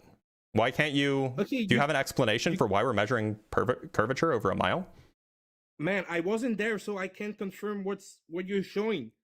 You can watch the video. We just watched it together. We just. Oh, okay. So it's all fake. Got it. It can be all. I didn't say it's all fake. No, is that the only explanation you have? Transform my words. I said it can be set up. Okay, so if it's not fake, when NASA shows you then how does it work? Just like when NASA shows you 100% of CGI all the time. So if it's not set up, how does it work? If it's not fake, how does it work? That's what I'm saying. It can't be all set up, so I can confirm. You saw the measurements. The experiment by myself. You saw the measurements, didn't you? Well, I seen the measurements. Just like you. Yeah, just don't trust your lying eyes. Right. Just like you, when you go across the river, you don't feel the curve. You wouldn't feel the curve. Yeah. If the Earth is a globe, you don't feel the curve. I don't go as low as that. You're just trying to make me look dumb, but I know what I'm talking about. Well, at the moment, you are looking dumb because you're just not trusting your lying eyes at this point. You stupid Globers, that's just you. But people who actually know the facts know that I'm telling the truth. So people know that you're telling the truth. Really? I think that even flat earthers would probably disown you on this point. I have not experimented the curvature, so I'm not gonna say there is a curvature. Okay. Have you experimented the flat Earth? Well. Have you experimented the flat Earth? Daily. That's daily, man. Oh, what are the experiments that you do? What experiments do you do? Why are you able to see ships across thousands and thousands of miles? Oh, you can? Wait, where can you see ships across thousands of miles? And you do this daily? Man, you just have to use a freaking telescope or whatever. Wait a minute, so you do this daily? High projection binoculars. Wait, you do this daily? You go out and view ships from thousands of miles away daily? That's crazy. Yeah, tell me about this. What instruments do you use? It's like the world we're living in. What instruments do you use? The world we're living in. What instruments do you use? It's crazy as science. You know the fact about science? What? Scientists will say, hey, so you told me that you did this yourself, right, Compa? Hey, Compa. Give us one free miracle. Hey, Compa, I'm sorry, I gotta mute you because you're not answering my question. Compa, you said you did this yourself, right? Yeah, exactly. Okay, so said it. you saw the ships from thousands of miles away, right? Exactly. Okay, and so what instruments do you use to do it yourself? A telescope. What kind of telescope is it? High projection binoculars. So when you do it daily, because you said that you do this daily. That on Amazon. No, I'm asking you. Look, maybe you're not understanding, Compa. I'm asking you personally, which instrument do you use when you do this daily? Man, I'm not here for promotion of my material. I just want to know. I mean, look, it's not a promotional thing. We don't have to promote it. I just want you to tell me what instrument you use. Sounds like this kind of sounds like question, right? I'm trying to answer. It sounds like you're kind of lying to me. Make fun of me. This is Well, it all sounds like you're comic lying for to you 'cause me. You don't have facts. Are you 'cause lying you're to trying me? to make a joke. Can you tell me the name of the So- telescope or the name of the binoculars that you Well, use? I'm just gonna answer you. I'm just gonna answer you as you answer to you chat every day. So I have a private Telegram. I have a private DM. So if you want to know Oh, you more want to about promote this stuff, yourself? just come No, to no, me. no, No, I'm not trying to sell myself, bro. I'm just saying. Just the tell me the truth. name of the telescope that you can come use. to That'd be me great. And I'll tell you what Just material. tell me the name of the telescope. It should be pretty easy. You don't like No, answering to no, I funny, refuse. questions, right? Amazing. Like, Yeah, exactly. why You're not just tell trying to me? make fun of me? Okay. Well, I Let's mean, get if to you're some gonna other point. dodge the questions like this, yeah, I'm gonna make fun of you. I didn't dodge the question. Yeah, you literally did. You refused to answer it. Hey, Dr. Blitz, I'm not the one supposed to tell you what kind of telescope to use. I asked you it. A high resolution. Or I for asked you which long-distance telescope view. you used because you Well, said just you pick did up this from any daily. telescope. Hey, I don't want. you're I don't care about artists, any this is telescope. right. I want to know which one you Oh, used no way. specifically. Oh, you haven't heard about any telescope, right? I want wanna you play to that tell me freaking game? specifically which one you use. Just DM me and I'll give you the devices and I'll give you the Quit material. running. I don't want to expose that Stop here. I dodging have personal and reasons answer for the that. question. I have personal reasons. Personal for that. reasons for why you won't tell us the why you Hey, won't tell us. you Okay, don't can you tell us what the aperture is for your telescope? Because if you don't want to tell us the make and model, that's okay. You don't expose. What's the all aperture? detailed material for your research on here, and I'm not gonna do What's the that. aperture? What's the aperture that you use for your telescope? You don't I'm even not have to gonna tell us do the make that. and model. You know about performance Bro is telescopes. bro You is know dodging with so a hard. You are Like this able is to see over embarrassingly thousands of bad. miles. You got know caught that. in a lie, and now you're running so fast. Oh my god. Okay. Emotional damage. So why don't you just admit that you lied, right, that you've never emotional done this damage. experiment, you don't own a telescope or I just binoculars, told you've never you, looked at use distant scientists. ships, and then we can That's- just move on. How about that? That's that. Yeah, I've heard that. You Okay, know yeah, what yeah. is So the what's best- so just go ahead and admit you it, know and we what can is move the on. best proverb of scientists? Give us one free miracle, and we'll explain the rest. Oh, oh, Give us okay. one Just free blowing from miracle, stupid down. and we'll explain the rest. Yeah, so that's a cool what pivot. You guys do all the time. That's a cool pivot. guys Do you want to just name you the guys base telescope, or science upon maybe assumptions. even just tell me You the guys aperture? Maybe even tell me the kind of telescope that it is. Like, is it a Dobsonian? What's the aperture? The focal length? These are all things that you could tell me with that wouldn't dox you. Just tell me. If you just told me, I would admit that you were right. But you won't.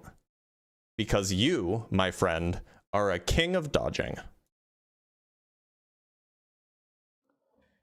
So, as I just told you, for personal reasons, I'm not gonna expose the devices and material I use for my studies. If you want to know more about that, you can send me a DM.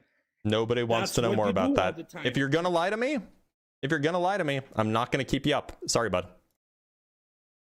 It is funny though.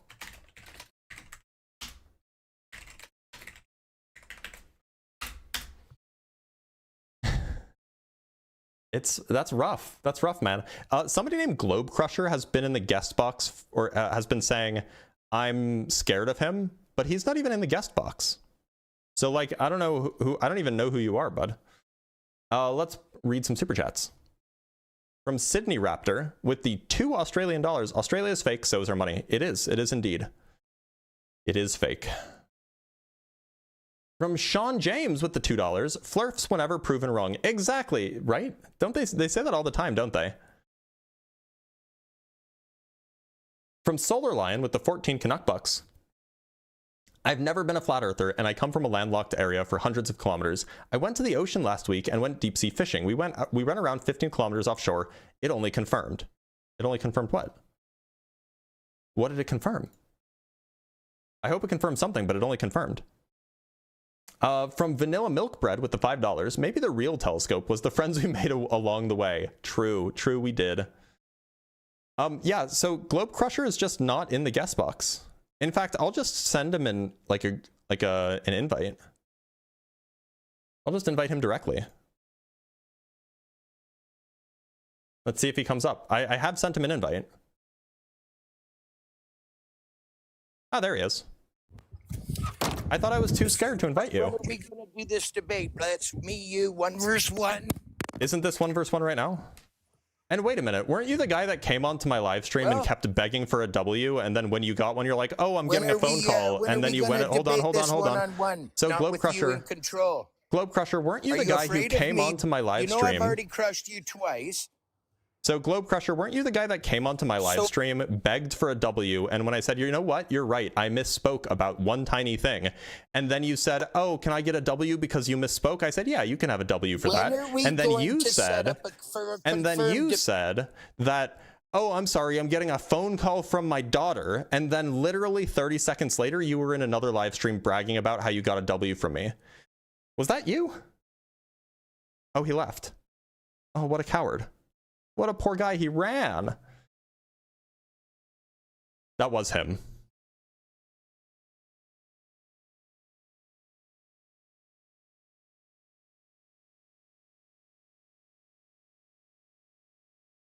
Yeah, and in fact, I have a video of this. I have video evidence that this happened. And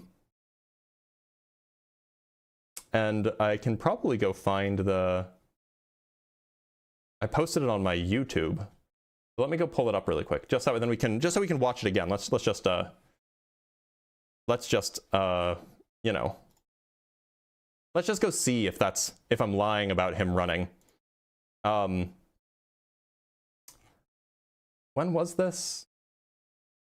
I think it was like a few months ago, wasn't it? Oh, wait a minute. No. Oh, I should just go to the... We'll find it.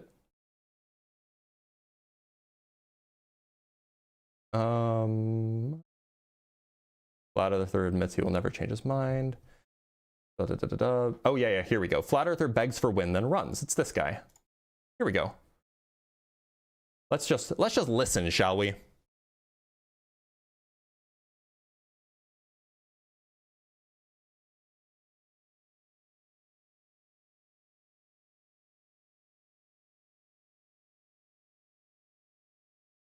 I don't know why YouTube's not working. So why is it that... Here we go. They're like many miles away, right? Like we can just measure. They're like miles of being able to see the coastline. I mean, miles away. 1,000 feet. I wouldn't. We can punch into how big it would be, but like this is referring to the McGrew chili whole thing. Here we go. Yeah, you can get the W on that. I was absolutely wrong about that. So let's plot the trajectory again, and we'll see where it actually takes you. Because you're right. I thought it was on the other side. Okay, so here's Sydney to Australia. So the Ross Wait, we don't think Oh, this isn't Globe Crusher? Oh, you're right. I'm sorry. They all sound the same. You're right. That was Dr. Flat Truth. Why didn't you just say that wasn't you? Globe Crusher, why didn't you just say that wasn't you?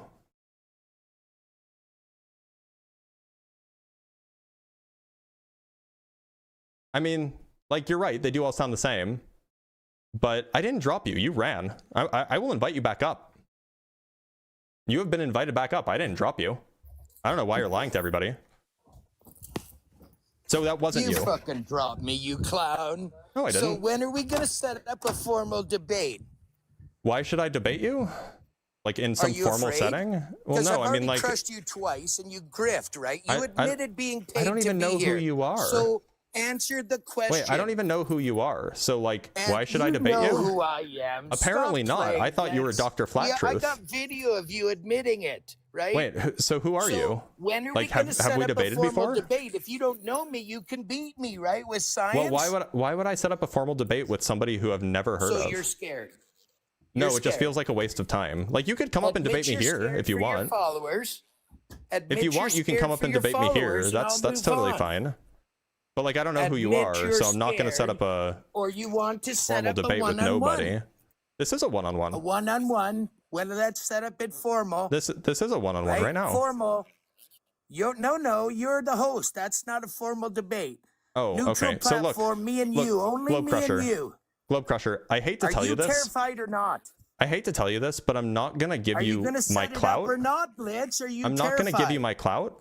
What? So, Globe Crusher, look, I'll make you a deal. Clout, bro. I'll make you a deal. You don't have any clout. I'm the top science guy if you here. can go get if you can go told get me you were masculine. Your chin 100, was if you can go masculine. get You look like a little 100,000 long-haired followers, bitch. sorry, I gotta mute you. If you can go get 100,000 followers Are you on TikTok scared? or on, you know, Are some you other scared, bro? place.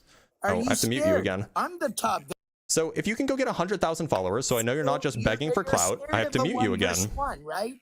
If you can just go get some followers, so I know you're Admit not you're begging for afraid. clout, then we can set something up, okay? Admit- Is that fair? Until then, Admit it's you're just pretty afraid, clear. It's just pretty princess. clear that you're just One begging for verse clout, and I'm not one. going to give it to you. 1 verse 1, terrified little bitch. Oh, that's One verse so one. that's so rude. Are you scared or not? This poor guy. Oh, Are you scared, princess? I've already crushed you twice, he's so right? sad. Oh, there's this masculine chin. Do you draw on the little beard spots? Oh, okay. You probably don't I mean, even like, shave. look, You're like a if you feminine wanna, little if you bitch. wanna actually have a Are you conversation, we can afraid have a of debate. science or That's not? totally fine. But it Actual doesn't sound like you science. actually Let's want to talk have a debate. real It sounds like you want science, clout. kid. Otherwise, you would have a conversation here. Child, are you afraid I don't Oh, wait a need minute. your Did you clout? get? Did I you? just You need couldn't to even win. one-on-one You couldn't even win the 2024 2024 top afraid? left. Are you Did you afraid? fail? Did you fail to win the Are you 2024 top left? afraid? Okay, this seems Are like a you waste of time. afraid? So look, Globe Crusher, if you ever want to come up and have a conversation on the live stream, you know that I only mute people when they don't let me talk, when they don't, like, if you can remember not to interrupt me regularly, you won't get muted. And so long as you stay cordial, you won't get kicked either. So if you want to have a conversation and come up, you can, absolutely. Not today, because it's 9 minutes till I end the live stream, but you can come up next time I do a Flat Earth live stream. Absolutely, you're welcome to come up and we can have that conversation. But what I'm not going to do is I'm not going to set up a formal debate with somebody who I've never heard of and somebody who has no influence, because then it's pretty clear that you're just begging for clout, right? If you weren't begging for clout, if you wanted to just have a normal conversation with somebody and talk about science, you would just come up onto live stream. But you don't want to. That's not what you want. You want clout from me. You want to get to brag to all of your friends. I got to debate Blitz in this big time formal debate, because of course that's what you want, because you understand that I'm more important than you. I will always be more important than you. People will always care about what I have to say more than they will care about what you have to say. And so by attaching yourself to me, you get to feel a little bit better. But until you can demonstrate that people care about what you have to say, it's just not worth my time to set up a formal debate with you. I'm sorry. All right, let's read some super chats. From Orion Cooper with the $2. Globe Crusher equals Fred equals MC Toon top left contender. I don't remember who Fred is, but I know the name Fred. What was his old account name? Did he have a different account than I may have known? Because I recall the name Fred. I don't know if I've ever spoken with him. From Solar Lion with the 7 Canuck bucks. Sorry, I ran out of characters. My deep sea trip only confirmed globe trip. Ah, yeah, that sounds about right. From Doxon Greenlight with the $2, the 2024 top left third place candidate himself used to be Cyberknight 2012. It doesn't ring a bell. It's not Science with Freddy. Science with Freddy is he's in the guest box right now. So. From Shane Strife with the $2, debate me, Blitz! He wants it so hard. And from Gretchen with the $5, oh yeah, Globe Crusher is that one that Tiffany used to send super chats to get you to, tell Globe Crusher to unblock her. Oh, is that the same guy? Is the one that Tiffany used to send super chats to you? Oh, okay, Globe Crusher, I hope you unblocked Tiffany. That would be good of you. But yeah, it just seems like that you probably don't have any, like, there's not really a good reason. Look, and you have to understand the optics here. If I don't think that you're somebody worth taking seriously, and nobody else thinks that you're somebody worth taking seriously, then why would I give you a platform that would make people take you seriously? It just seems incorrect, right? Now, if you were a big name that people were already taking seriously, especially flat earthers, then I might set up a debate with you. But you're not. I don't even know who you are. I don't think anybody really knows who you are. Look, actually, this is a good point. Somebody suggested pay Blitz for debate. If you want, if you want my clout, you can pay for it. We can set up a deal where you can pay me, and then we can set up a debate, okay? And from Grimmy with the $5, I'm starting to think the people who think people lie about the science are the people who are willing to lie to try and convince others of their point. That does happen, yeah. It does happen a lot. Are there any big name flat earthers? There are people who are more well known, like they have big YouTube channels. Like Eric Dubé is pretty well known. So there's a few people who, you know, have some degree of clout amongst the flat earthers, of course. Nobody takes them seriously in the real world, but, you know.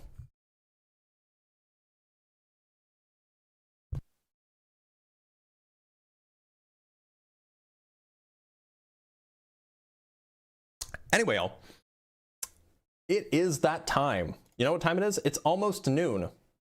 So what that means, for those of you who don't, oh, actually, hold on, I don't want to miss any. Epi sent $15 for All Hail the Lava Champ. I appreciate that. All hail the Lava Champ, indeed. Thank you for the $15, Epi. That was through Buy Me a Coffee. So, just to make sure I didn't miss any Cash Apps, I didn't. So that is the end of the live stream for today. I will be live again tomorrow for Ask a Physicist. It'll be live around the same time, although I have a call at 8 a.m. So like a work call at 8 a.m. So I might be a little bit late. So if you don't miss me, if you don't see me at 9 a.m. at the normal time, then I will probably be on a little bit later.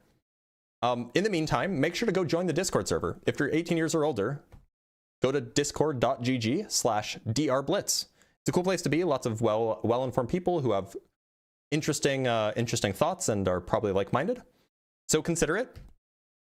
And consider becoming a YouTube member. It's like $4 or $5 a month, and it's a good way to support me. So in the meantime, until tomorrow, take care, everybody.